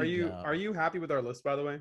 I'm very happy with our list. I thought we were gonna have. I thought we were gonna have a Mario Party style falling out. We're going to talk to each other for 45 minutes because of Charizard and Blastoise. You're just like, hey AJ, sidebar real quick. What is wrong with you, dude? How dare you? It's like, wait, are we not recording anymore? No, you should have saved that bit. You should have been like, all right, are we out? All right, we're out. You're an idiot. Like, you're stupid. Also, all right, so for Q&A, I put a question on that. We're going to start with the YouTube community post, and I put this here to be toxic as leverage. I put the poll for who everybody thinks is the best starter Pokemon. Even though I already like decided from the door what I said, where it's like off the bat, I think all three of the starter Pokemon are an S. But I just want to say Charmander won. And anybody that wants any freaking Bulbasaur representation is too bad because he only got 28% of the vote. God, dude. Here's the thing. I'm a Squirtle boy, obviously, but Charizard's cute. Or Charmander's cute. I like Charmander. He's cute. Little Hitokage, cute little guy. But I'm still a Squirtle boy, no matter what. Yeah, and see that's the like Parker's like the reasoning that Parker has is, or that he's cited a lot, is just like I like blue, so I got blue, and I got the one that was on the blue box, you know, and I too like blue. But that's how freaking cool Charizard looks. Where I was like, I don't care that it's not my favorite color. Charizard looks sick. So I picked that I'll one. say this. I was definitely a Parker kid where I was like, I like blue. But then I was like, I also like love the ocean and swimming and water and stuff like that. So I had like a 2-tiered reasoning. And my brother also loved like the color red and stuff. So he went with Charmander. So I was like, I'm never going to use Charmander ever. No, I'm not like Zach. I like water and blue. So like, very dumb kid reasons, but I still think he's the hot-headed one. I'm cool, calm, and collected. He is a hothead. That's the thing. But all of that said, I've much like my console experience, I've always been the kid that's like, nah, I want all of them. I want all of the starters. So I never, like, for this generation especially, it was like, yeah, I like Charizard more, but I still had a freaking Bulbasaur and a Squirtle. And see, but the thing is, even as a child, I had the Pokemon trainer logic where I was like, nah, he peaks at Ivysaur. I don't want a Venusaur. He looks gross. And Wartortle looks stupid, and Blastoise is fine, I guess. Or it's like, but I don't want a Wartortle. And so you're just going to be a Squirtle for your whole life. And you're just going to be a freaking beastie Squirtle. You're going to be like the Pokemon trainer Squirtle, where it's like, you're actually the best one. He's actually the best one out of the three. But that's what it is. That's what won the thing. But on to the questions from this. Yay. I'm done being toxic. Pregunta? You're Falcon. Always toxic, bro. You're poison type. How dare you? You're poison type Pokemon. How dare you? I'm fire. Falcon says Charmander was my starter, and next to Pikachu is my what? And next to Pikachu, oh, okay, I get it, is my favorite Pokemon. Also, do you think Nintendo will wake F-Zero? Falcon is a F-Zero fan. Is he? Is Falcon an F-Zero fan? Yeah, but his name is literally that. Like that's literally his name. but no relation. He also likes F-Zero. I mean, it might be a relation. I don't know. Maybe I think I heard some story about his grandfather introducing them to F-Zero. Maybe his grandfather was like, yo, you know, it's freaking sick. F-Zero. Name the child after that. Yo, that'd be dope. But from its 18-year coma this generation, or will we have to wait until swap or beyond? Are you aware of the Nintendo swap lore? No. The Nintendo swap lore is that's what the Switch is going to be. It's Nintendo Switch's PlayStation 2. They're going to call it the next Nintendo Switch Nintendo swap. We're calling it. Oh, I was like, what? I mean, honestly, no. What was that? I think a door just randomly closed in my house. Give me 1 second. I gotta double check on that. There's a loud bang. Okay, well, I'll give you my opinion while he does his thing.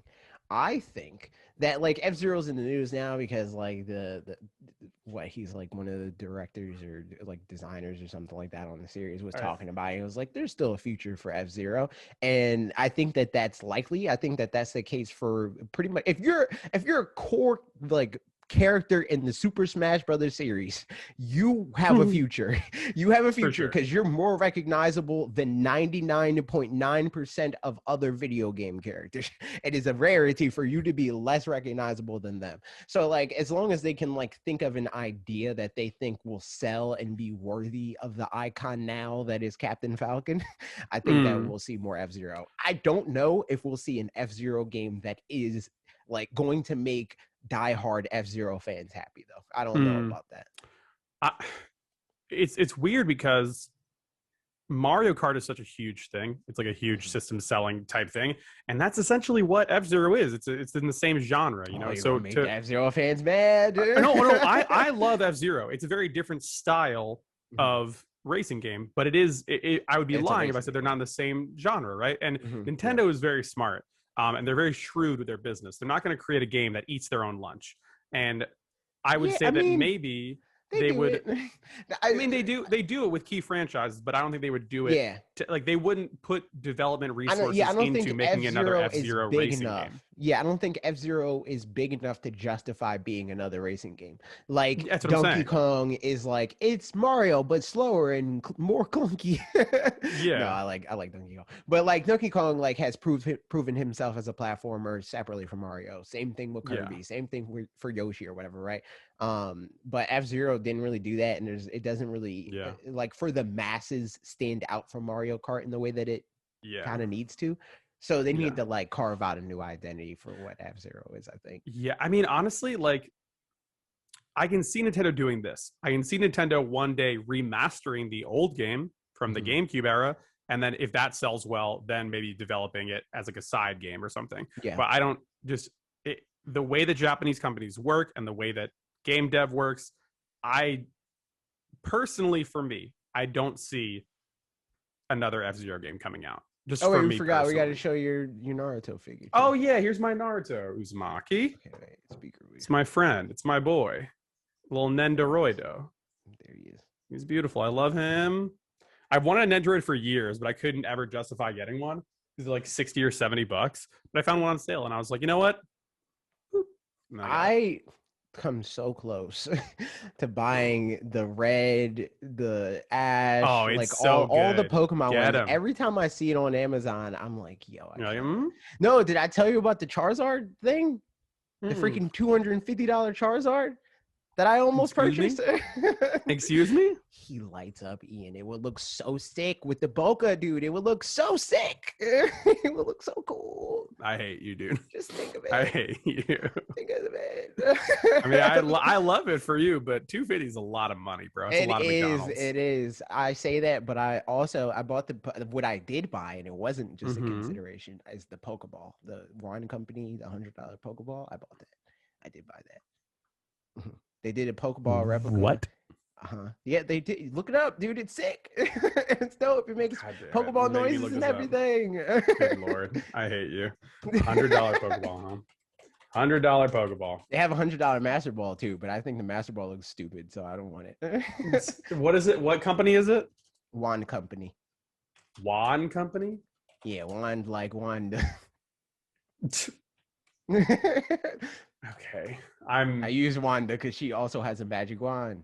Oh, the wand company. Unless you're talking about Scarlet Witch Wanda. Oh, she doesn't okay. have a magic wand. It's Okay. sick, dude. It freaking lights up. It makes noises and crap. It's freaking dope. I mean, it looks high quality. I'll say that much. It would just be here. It would be sitting here. It would be on camera. Like the freaking. I bought the Ash hat, but that's not on camera right now. I don't have a place to put it. Good Lord. Apparently, Australia, unrelated to what we're talking about now, apparently Australia has a retailer called Mighty Ape. So I learned something. I mean, new I'm today. not super surprised by that. That makes sense. But just a weird, like every other region has like Amazon, Australia, Mighty Ape, and Yellow Octopus. I'm like, what are you guys doing down there? Mm-hmm. But I'm happy for you that you got the $100 Pokeball. I am. I'm not. Listen, I can't. I am. I mean, this was $20. $20, dude. I bought a cube. That transforms into a dinosaur for $35. I can't judge you. Look at my cube friend. Look at him. He's a little dino. So I can't judge. How much was the Digivice? We're not going to talk about it. Okay, all right. That's what I was going to say. That's what I was going to. If you were going to judge me, I was like, the Digivice is the Digimon Pokeball. You want to know? You want to know how much it cost me? Funny story. The same amount of money that Pokeball did. See, there you go. I can't judge. That's what I'm saying. I can't judge you. Plus, man, Pokemon's made me money. it's paid for itself. True. Totally true. So there we go. Plus, it's going to be on camera, so it's a tax write-off. Ooh. So there it is. True. There it is. That's what we do. Beautiful. Pat Green says, all right, speaking of indies, which we kind of didn't. We didn't really do that. I mean, we acknowledged their existence. They existed. It was fine. You know, I watched it and I was like, this is a thing. I may or may not play every game or any game or none of the games from this presentation. But anyway, TMT, speaking of TMT, which turtle are you? And since Parker is not here, why is he Donatello? Facts. Truth. Okay, which turtle do you think I am? I think you're Michelangelo for free. Oh, am I? Yes, sir. Oh, am I? He says, touching his orange memorabilia. Yeah, yes. I'm a Mikey 100%. I think you're a Leo, I think you're a Leo. I'm not allowed to. You're allowed to say that. I'm not allowed to say that, but you're allowed to say that. Yeah, that's the rules. And because anybody that calls himself that, like, is just like, I'm the leader of the team or whatever. Okay, like, so have you watched the reboot though? Have you watched the reboot recently? So the reboot, most recently they did a reboot. Is Donatello the leader? Because that makes more sense. No. So I forget what it's called. But the new Turtles show, like it's very different from the core one. Like all the different turtles are based off of different like species of turtles now. Raph is based off of a snapping turtle and he's like much bigger. Leo's based off a box turtle, like, and their designs are based off of that or whatever. But in that show, Raphael is the leader instead of Donatello, or instead of Leo. And Leo's like this kind of like cool hip, like I don't give a shit kind of guy or whatever. No, I'm not censoring. No, wait, did I cuss? Oh, no, I'm sorry. Oh, you did. You made it so long. You made it so long. You made it so long. Lee, I think Lee broke the record. Lee cursed immediately. And I think it was like the second time he was on the show that he did that. I was like, what? You've been here. It's fine. I need to go and cry in the corner now. I'm so sad. It's fine. You made it so far, dude. I actively tried. I was like, there's a moment. I know. I heard that you were like, you said crap. I was like, yo, I never heard you say crap before. Dude, I'm the worst. I'm so sorry. If you have kids listening, tell them it's fine. I don't know. You'll hear it one day, I'm sure. Okay, one day. But anyway, I think your personality is closer to the Leo in that show. Because he's more of like he helps and leads when he can, but he's more of a laid back, chill, relaxed kind of guy. I mean, that vibes more with you. I lead out of necessity. I like literally with this channel, I was like, I don't want to be like the face of the thing. That's why it was. That's why it's Fanatics 4 and not VAJ channel. But out of necessity, because other people weren't pulling their weight, I was like, well, I gotta. Here we are. Do what I gotta do. There you go. That being said, Bob if we're going to Raphael. complete, I was about to say, if we're completing the quadrilogy, freaking Bob, Bob is easily Raphael. Yep, easily. Yep, not even close. It's like not even like he could be. No, he's just. Yeah, it's not even. Yeah, it's not the thing of like, well, we need a fourth. It's like, no, he's Raphael. Yeah, there's no bouncing back and forth. It's just that's it. Yes, and I'm obviously Michelangelo. It's true, and it had nothing to do with orange. It just like it just happened to work out. Yeah, that's just your analog in like most ways. Like, I think love you're pizza. smarter than Michelangelo, but wait, don't say that. I love pizza. I love nunchaka. I have big little brother energy. I can skateboard. I say cowabunga. All these things are true. It's true. There you go. Donatello, aka Parker Deal, says, what's the weirdest food combo that you enjoy? I mentioned the surprisingly good combo of hot dog plus peanut butter plus horseradish. He said that on one of the recent podcast episodes that I don't remember. What you got?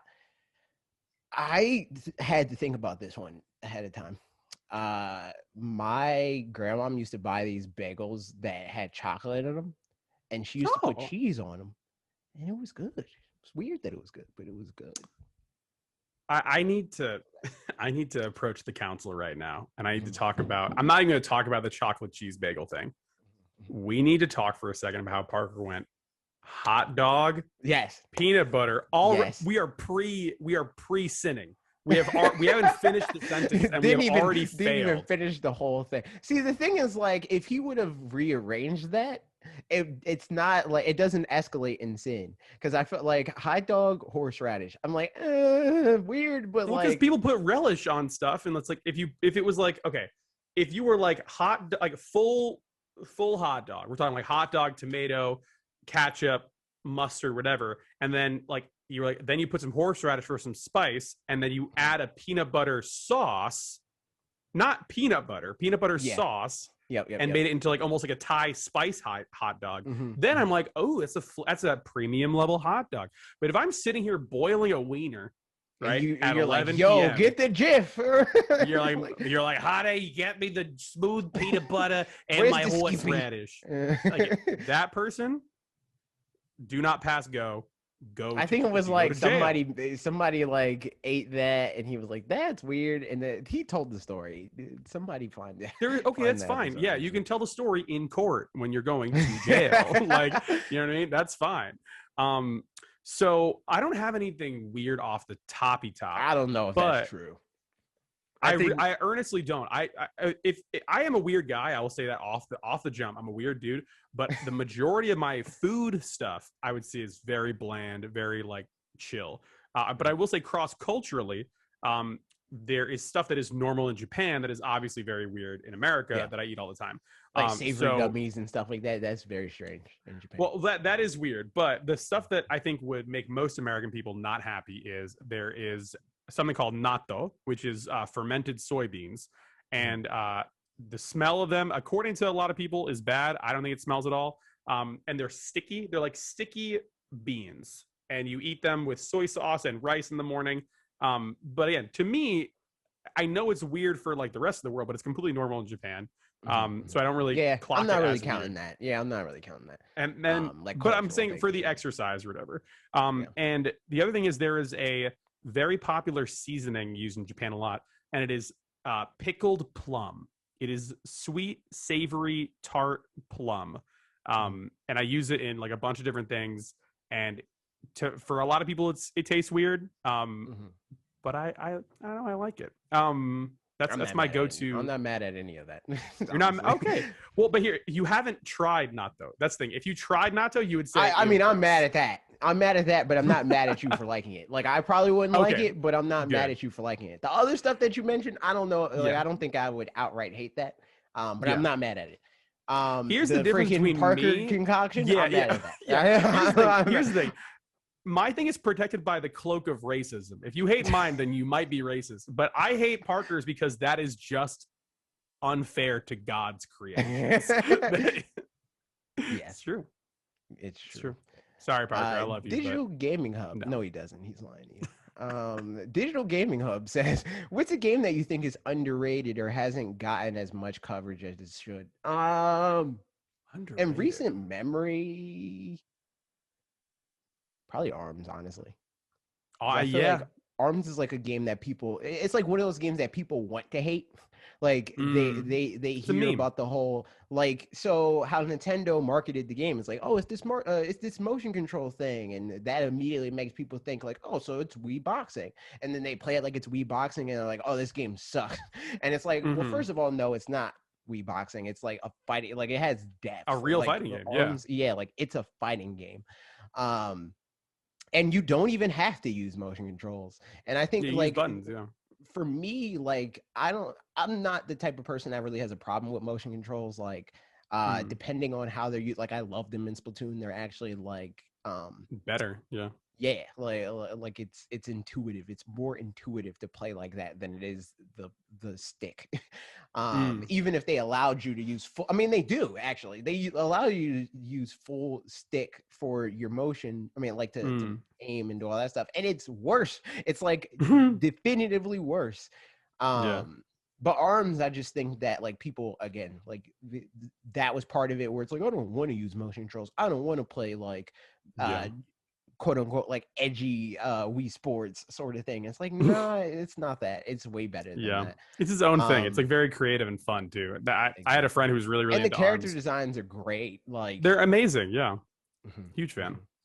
Yes. But I can't think of one off the top of my head, honestly, because every time I think about a Switch game, I'm like, they get their shine. Oh, it doesn't have to be a Switch game? Yeah, just games in general. He said, what's a game that you think is underrated or hasn't gotten as much coverage as it should? I think if you asked me this a year or two ago, I would have said Hades, because no one knew that Hades existed until it went to now everybody knows Hades exists. Hades. I played the game for a whole year, for a calendar year before people got onto it. Another one is worth. I knew about Hades because of you, and I acknowledge that when we talked about it getting announced for the Switch. And then everybody was like, play Hades, play Hades, play Hades. And you were like, play Hades. And I was like, all right, I'll play Hades. I played Hades for like 20 minutes. And I'm like, I don't get it yet. But I'll probably come back and try to get it at some point in time. But right now, I'm trying hard in Smash. I'm trying to maximize my training with number 3 in the world. There you go. But yeah, that's honestly it. I mean, there's another game. There's a PlayStation 4 game that was a visual novel and mech thing that people said was the best story game out of any game last year. Let me go get it. I have it. What is the game? I don't know what Ian's talking about. I don't pay attention. Here you go. I found it. Record. He got it. It's called 13 Sentinels Aegis 9. I Aegis Rim. Never heard of that. So I didn't hear about it either. I heard about it on a podcast, and I listen to this podcast frequently, and they said that, and this is actually one of the games that got nominated for Super Best Friends Cast, or I'm sorry, Castle Super Beast, with Pat and Willie. Those guys, I've listened to them for many years, and a lot of times I line up with their opinions, so take what I'm saying with a grain of salt. I got this game exclusively because they said this is one of the best stories from that year, which was last year. And that only got more solidified because it got nominated as Best Narrative at the Game Awards, too. So enough people in the game on the Jeffies, dude. You watch the Jeffies? Jeffies. Me and Bob stream the Jeffies every year because Bob is the biggest Jeff Keighley fan on the planet. Is he? Yes. Yes.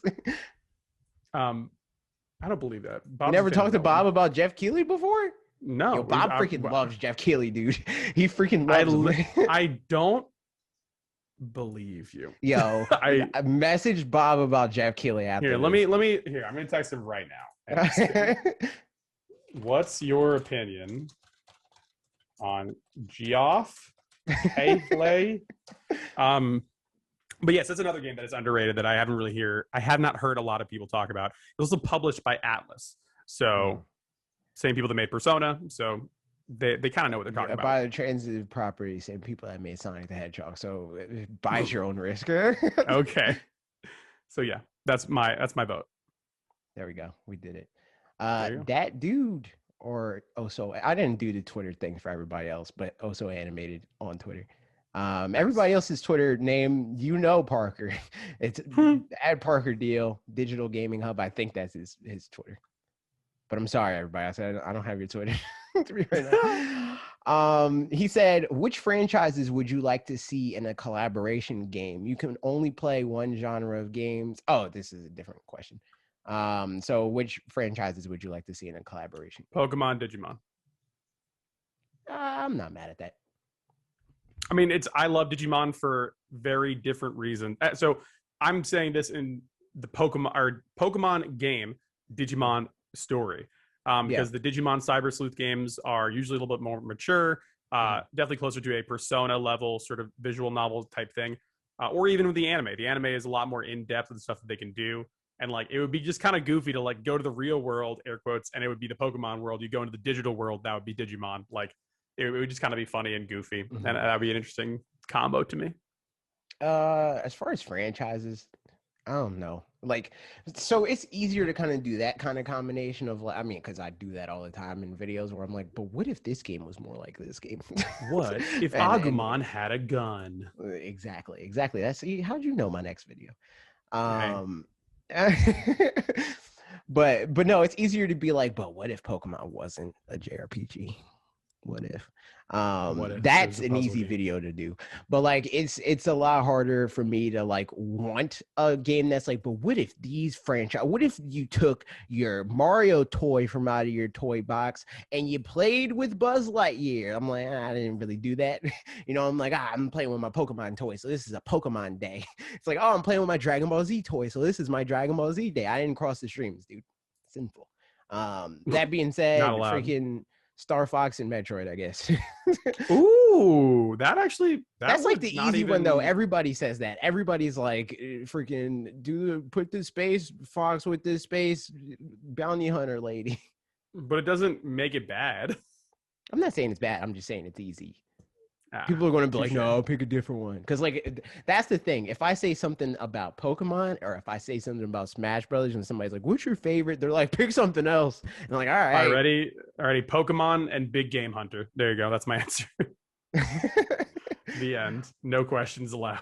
Okay, this is another question. You could only play one genre of games. Which one would it be? Oh, God. That's so hard. I guess action games. Because that's like because they're so diverse, right? Yeah, they're like the most broad. Where it's like they kind of flirt with a little bit of everything from time to time. I feel like okay, so here's my question. RPG is kind of like the salt and pepper of the games industry.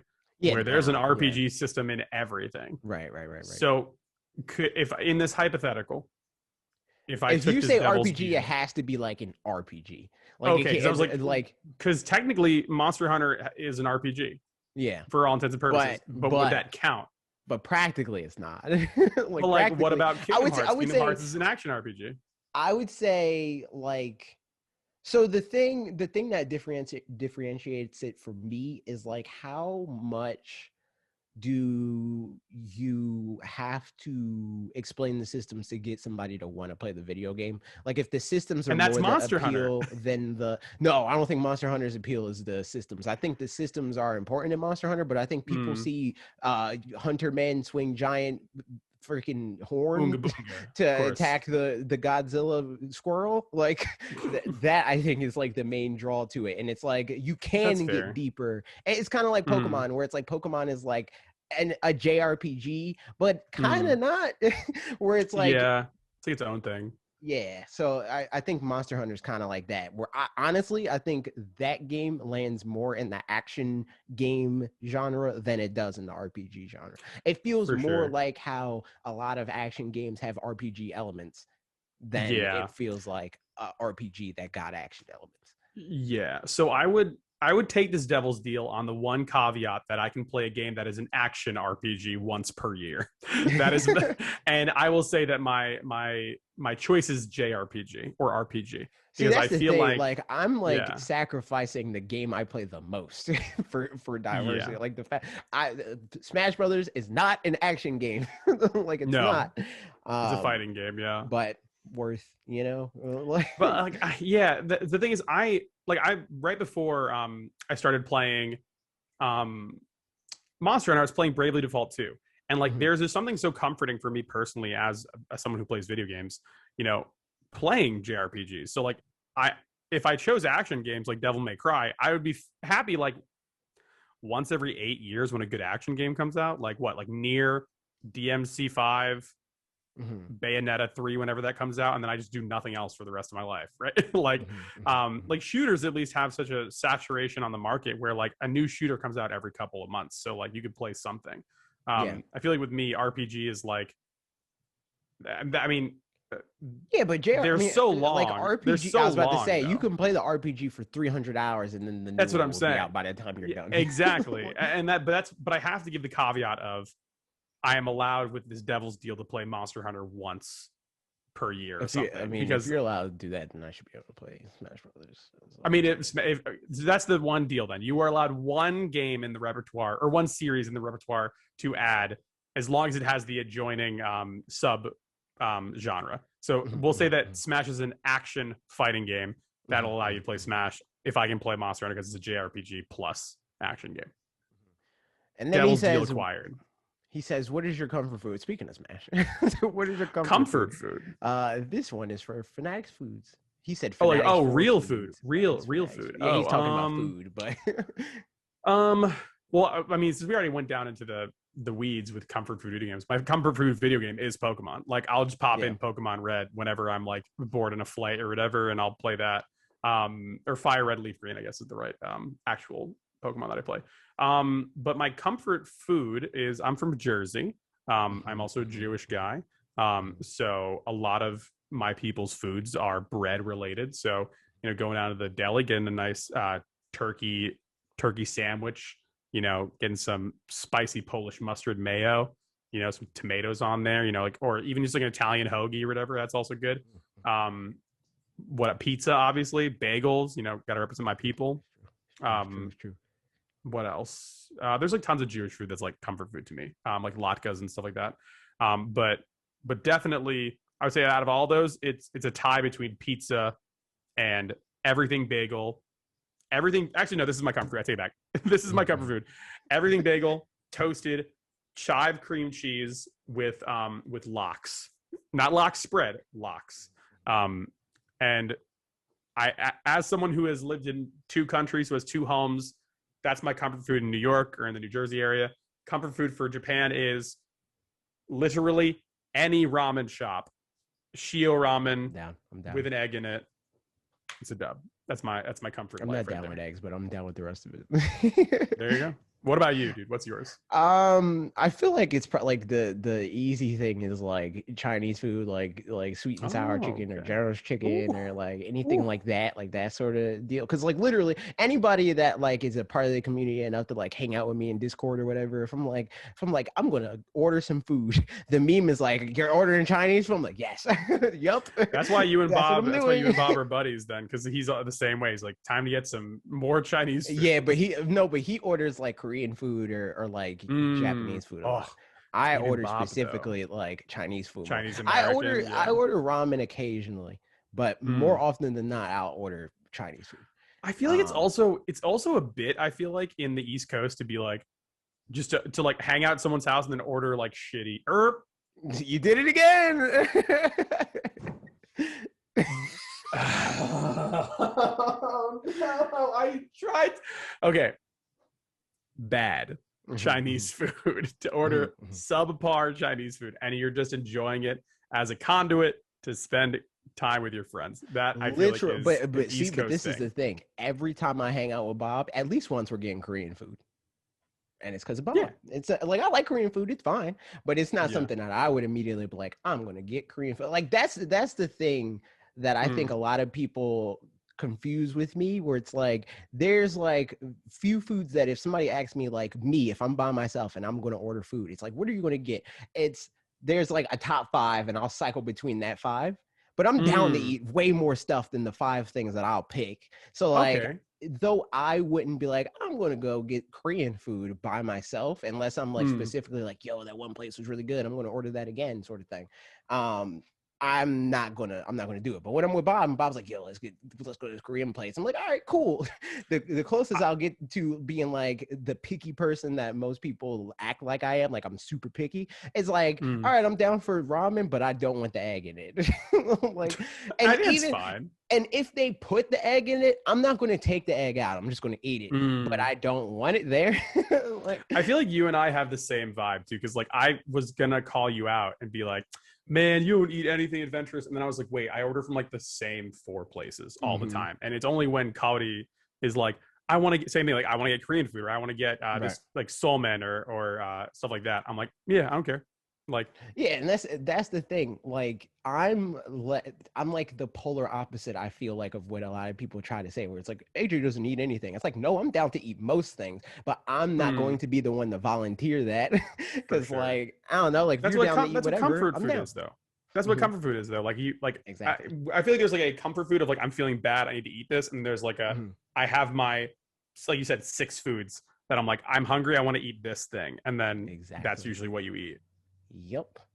I know that if I'm spending freaking $20 to eat something and I'm just by myself and it's not a social thing, I'm getting a thing that I know for a fact I like. But like, if it's a social thing, I'm down to experiment and be like, yeah, I'll try this, you know?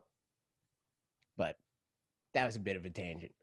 We talked about comfort foods and also not completely comfort foods, but still down to eat foods. Gags says, what's the next Nintendo title to receive paid DLC? Super Mario Party makes the most sense, but it obviously won't happen. I think we're going to get a Super Mario Party 2. Like, because that model just worked for them in the past, that they're just going to be like, we'll just freaking make you pay $60 for it. But what do you mean by paid DLC? Like paid DLC, like first how party, like Breath first of the Wild party got DLC. Like that sort of thing. Mario Kart 8 originally got honestly. I think Mario Kart 8 might get. I think that they're like, Nintendo has entered a time in which for the record, but like I think that Nintendo has entered a time in which like DLC is not like foreign to them anymore. And I think that all of their main series titles, where they know it's going to be a long time from the next one, I think they wouldn't be opposed to adding DLC. Like I'm honestly surprised they didn't do that for Mario. Yeah, you know, like Mario Odyssey. Why didn't they do that? I have no idea, because they've even said as much, where it's like they know that they have these like long lasting like evergreen titles or whatever, and they can make so much more money and get so much more engagement, and people will be a lot happier with these games if they're like, here's new content all the time for the game you like. But some games I don't know, maybe they feel like, nah man, freaking 3D Mario is too pure for DLC. Maybe they're still weird in that way. But like I feel like, but 3D Mario, strangely enough, to me is like the most ripe for that sort of stuff, because like, I don't disagree with you at all. Because like, look at the speedrunning community, right? Speedrunning community finds weird, wacky stuff all the time to if you do this backflip here, then you go through here, and this like, and it's a engaged community, right? And if you add more stuff to it, they can add more categories to it at the more competitive level. Then also, if someone buys the game 10 years down the line, or like even a year down the line, it's a longer, better experience that might not even cost them anything, because they might buy the game of the year full edition, or whatever you want to call it. Yeah. I mean, this exact strategy is why people love Monster Hunter, because when you buy Monster Hunter, you aren't buying Monster Hunter. You're buying Monster Hunter plus it's a platform. Months and months of free DLC. It's a platform. Yeah, exactly. And I don't think I think most people, right? Like, for example, with Breath of the Wild 2, most people aren't going to be mad if a game that they loved and put hundreds of hours into is going to ask you to pay for more DLC. Game. Yeah. Yeah. And I think it's, I mean, obviously like budget stuff is like different for everybody, but like, you know, I used to play League a lot, right? And when I crossed the 200-hour mark of League, I was like, oh yeah, I'll buy a skin. I'll buy a $5 skin. I was talking to Parker about that with like Pokemon Go, where he was like, because it's a mobile game, like in his head, he's like, I never want to put money in this. But for me, it's like, I'll put X amount of hours in this. I'll throw $10 at it. Like that's how I think of things. Like I remember a long time ago, Bernie Burns, the owner of Rooster Teeth or whatever.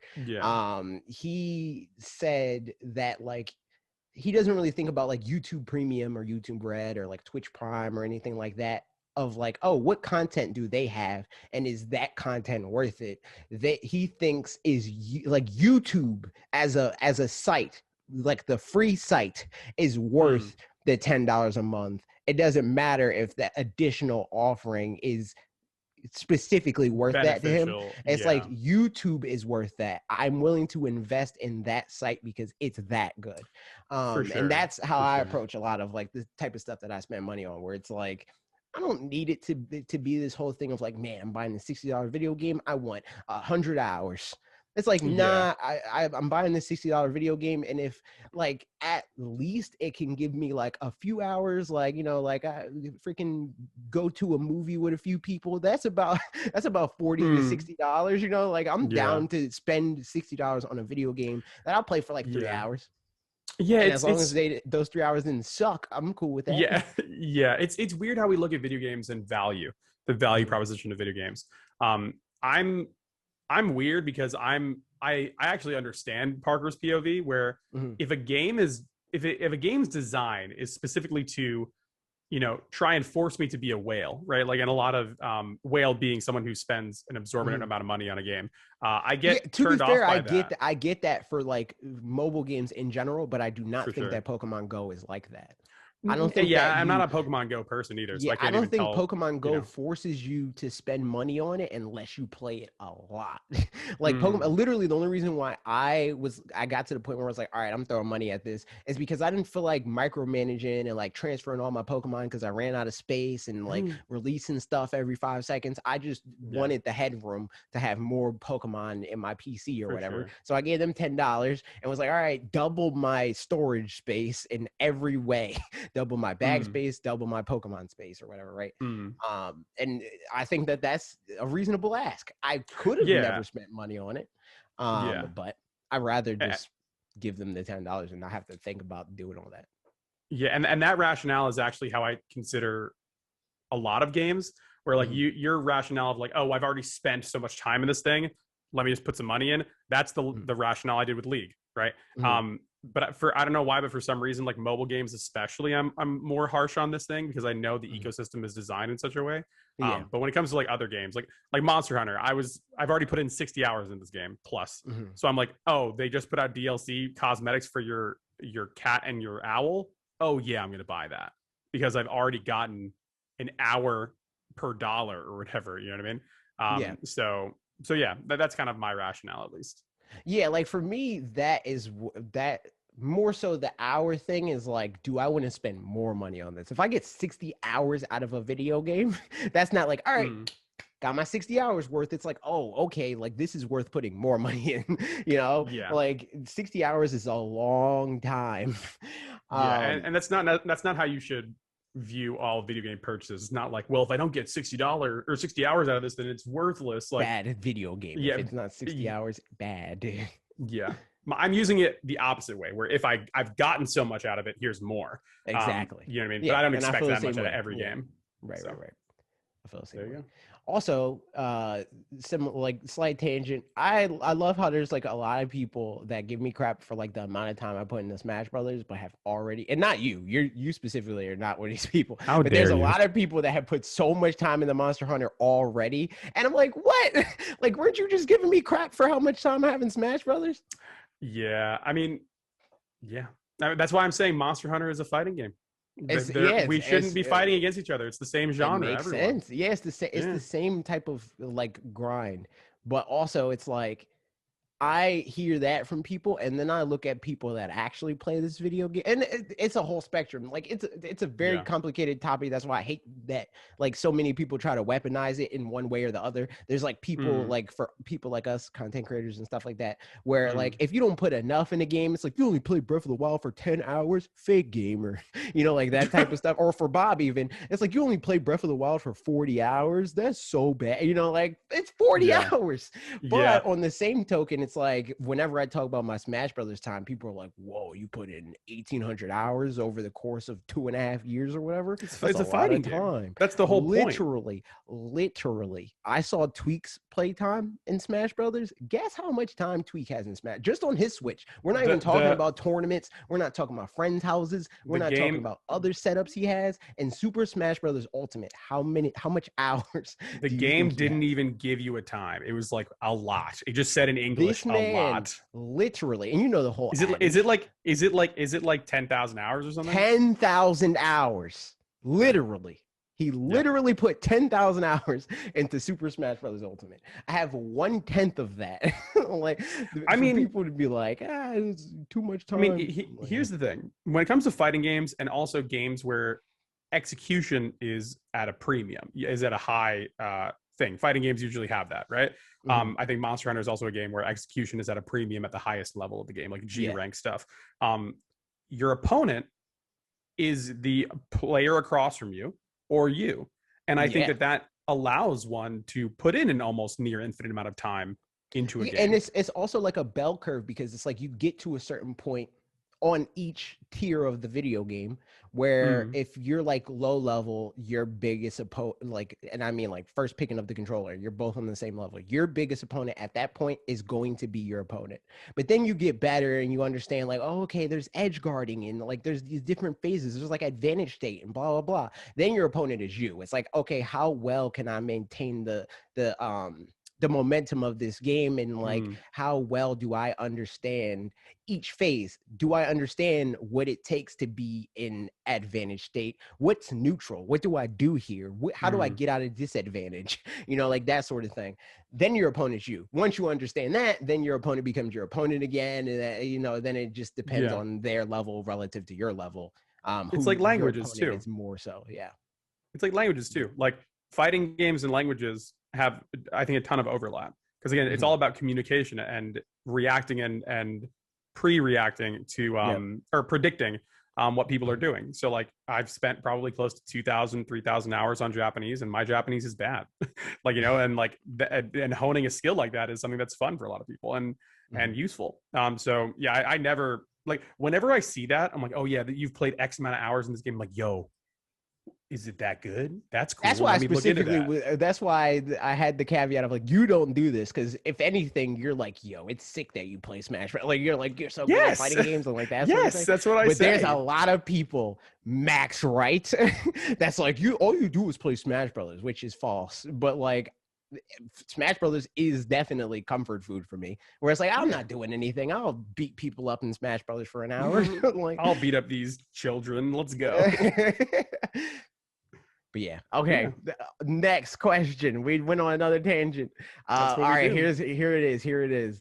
German the San Juan Lake Monster said, which did you prefer growing up? Digimon or Pokemon? Digimon, easily.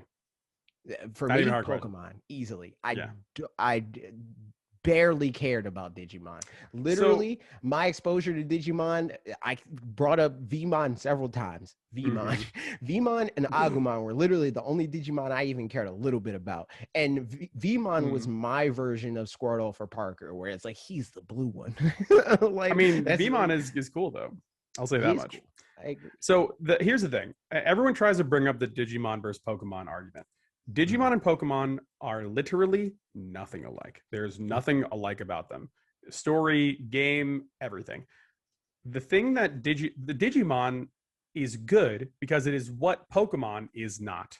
So Digimon, for those who don't know, you have one Digimon. That Digimon is like linked to your soul, essentially. It is a byproduct of your ego, if we're talking about psychology, right? And there's a whole like psychological element to Digimon of overcoming your weaknesses and becoming the person you're going to be or whatever. It's a coming of age tale with a bunch of friends that have these like different problems they overcome to become the adults or teens that they need to be, right? That Digimon has a story with real problems and issues that kids need to overcome. Pokemon is just Ash losing 100 times an episode, right? And I love Pokemon's games. I'll never say a Digimon game is ever better than a Pokemon game. But in terms of a narrative, a story, plot, characters, development, it's Digimon all the way. And as a kid, that's what resonated with me. And even as an adult, that sort of stuff resonates with me more. And yeah, for me, more often than not, I don't care about that. Especially since like the bulk of it for me, like if I liked Digimon, the way that I would interact with Digimon the most would be the video games, just because that's how I engage with media in general. Like, for sure, I'm usually like, all right, I'll watch 2 shows a week. Like right now, currently, I'm watching freaking Invincible and I'm watching Falcon and the Winter Soldier. That is my TV consumption for the week, and I will never go above that. Interesting. Okay. So for Digimon, if I were to engage with that property, it would be through the video games. And I know that I wouldn't like it as much as like Pokemon, because like in video games, I could not care less about narrative, because usually best case scenario for the narrative in video games is it's like a kind of okay version of a movie. Yeah. Like exactly. It's like everybody's like, man, the story of The Last of Us is beautiful. And it's like, yeah, but there are several movies and books that are just that, but better. Like 1/10 the time. Yeah. Like, I will say this. Digimon came out in a weird time too, because that was in like the mid 2000s era, before the internet is what it is today.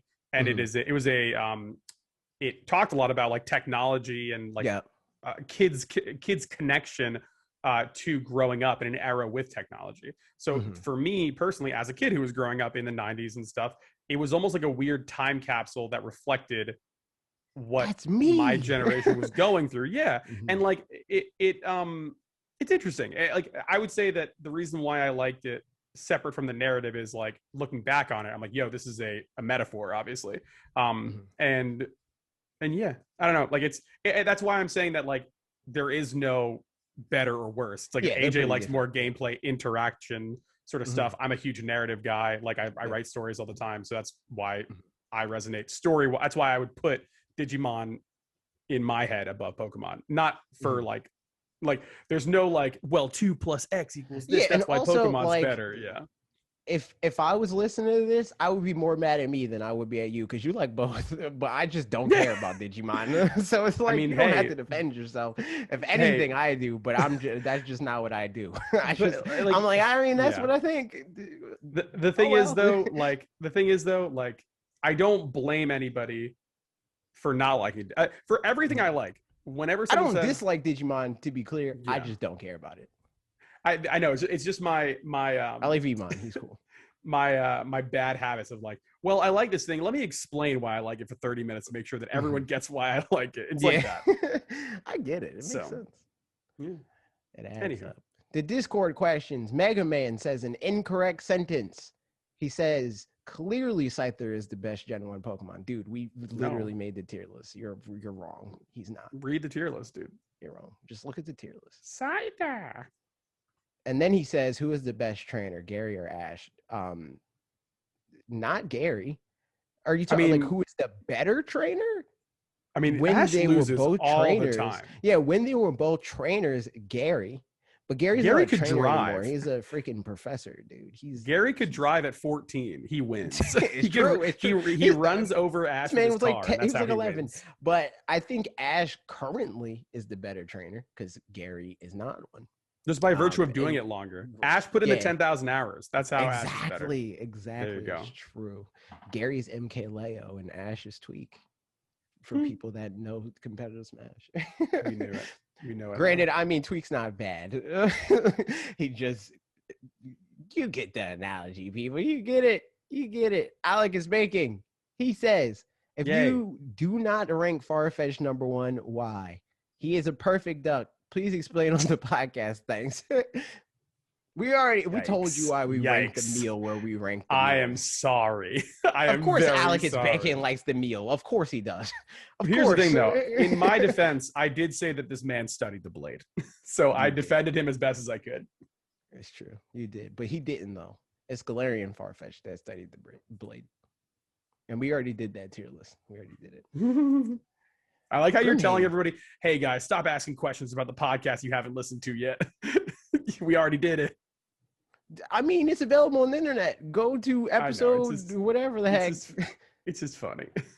Type in Galarian Pokemon tier list Fanatics 4 directly to you or something. I'm sure it'll pop up. Let the algorithms do their thing. Grimhane says, can we ban Duncan for not playing Monster Hunter Rise with me? If no, you may need to unban him. How dare you? Why would you do this? You're banned. Are we talking to Grimhane or Duncan? Everyone is banned. Everyone who reads this question banned. Oh, is it like when I would get in trouble because I hit my brother and then my brother got in trouble for snitching? Is it like that? Is that what it's like? Exactly. It's exactly like that. Anyone who has a sibling now is like, oh, that happened to me. What's crazy is that when you have more than 3 brothers or siblings, you get the bystander effect. Because it's like there's always one brother doing the violence, one brother receiving the violence, one person telling on said brothers, and then one bystander. So it's always like, which role will you play today? And oftentimes it was me being in the background, like eating popcorn, like, I don't know what they're doing. And then like they would look at me like, what do you do? I'm like, none. I'm just here. And then I wouldn't get in trouble. But then the bystander, the violency, the violencer, and the snitch all got in trouble. See, but the thing is, for me, with my little brother specific, me and my older brother were cool. Like, we didn't really argue. Like, and when we did, it was like, you're stupid. No, you're stupid. All right, you want to play Yu-Gi-Oh? like we're both dumb.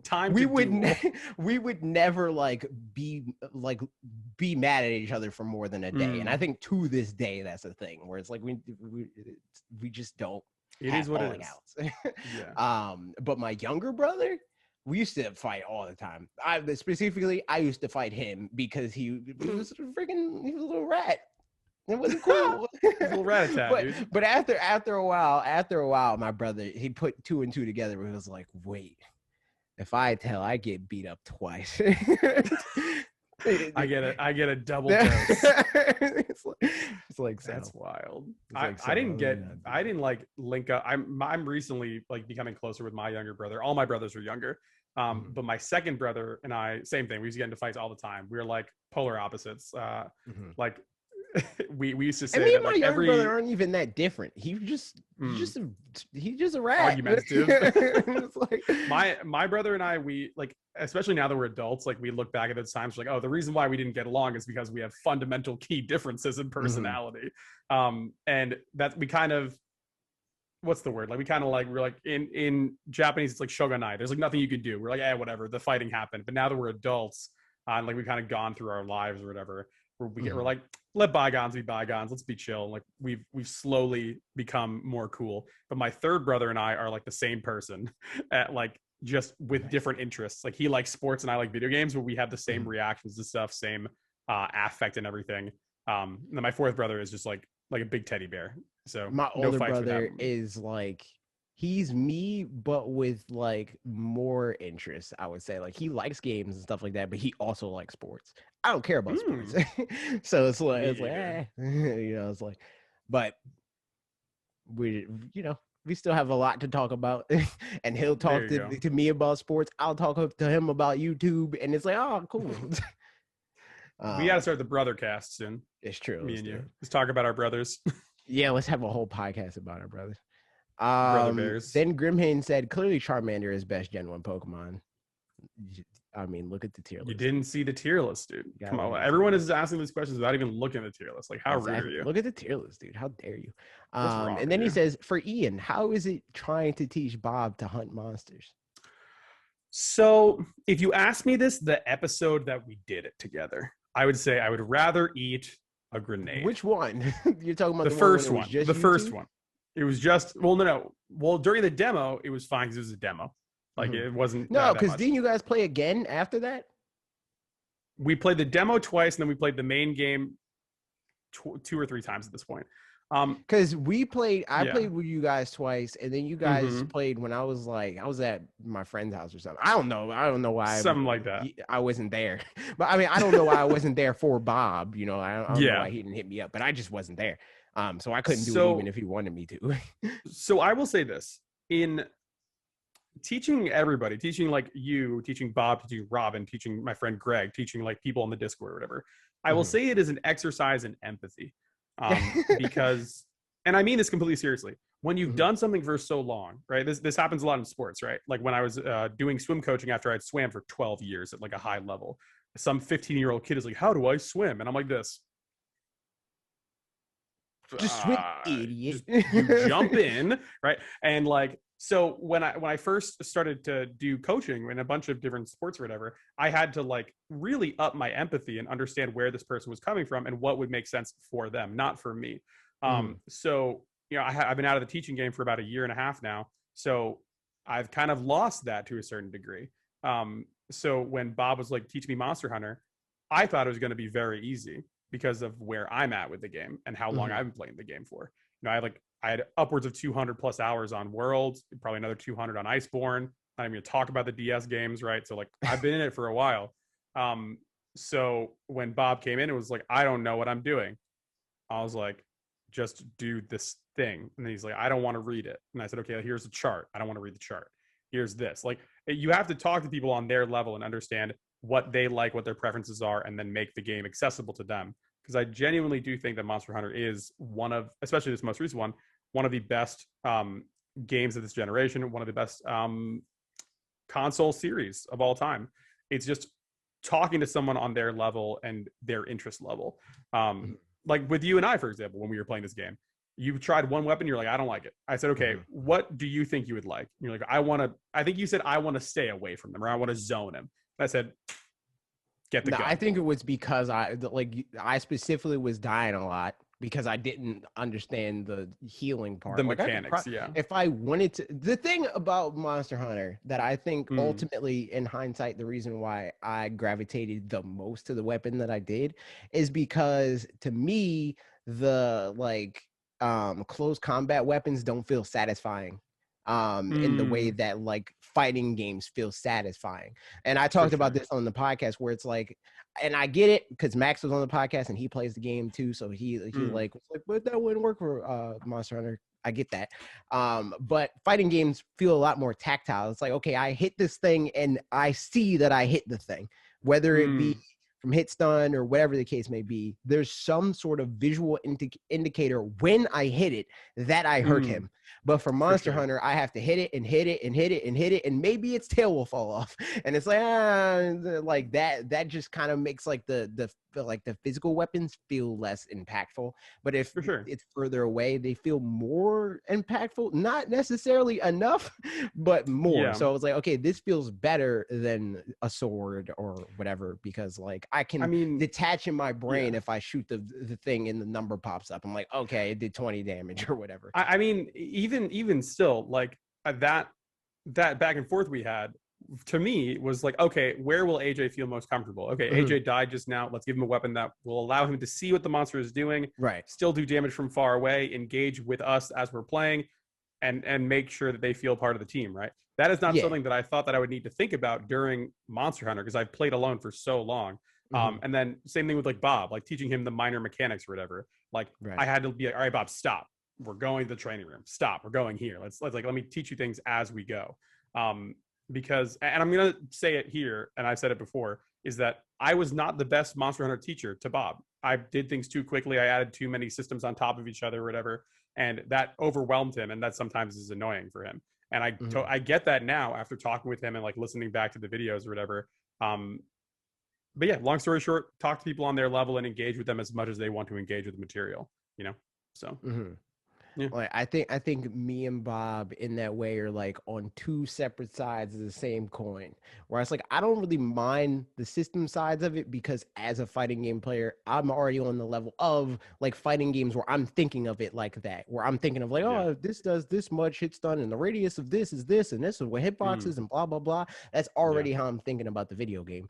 But also tainted by the fact that I play fighting games is like, but these differences are here, and that doesn't make this game feel as good as the fighting games that I enjoy do to me. For sure.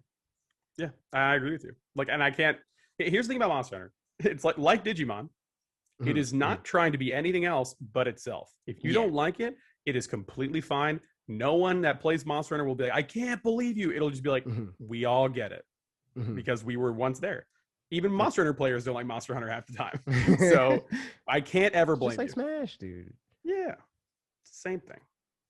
Except people. Everyone loves Smash. Most of the times when people don't like Smash is because the online is dumb, or because they're bad, dude. Because they're trash. No, they're right. They're right. The online's kind of garbage. Like the online, even like best case scenario, and Ultimate is already in this weird place where it's like, so baseline with Ultimate, the best case scenario is that you have like 7 frames of input delay, and then when you're online, best case scenario, you have like another 11 frames of input delay on top of that.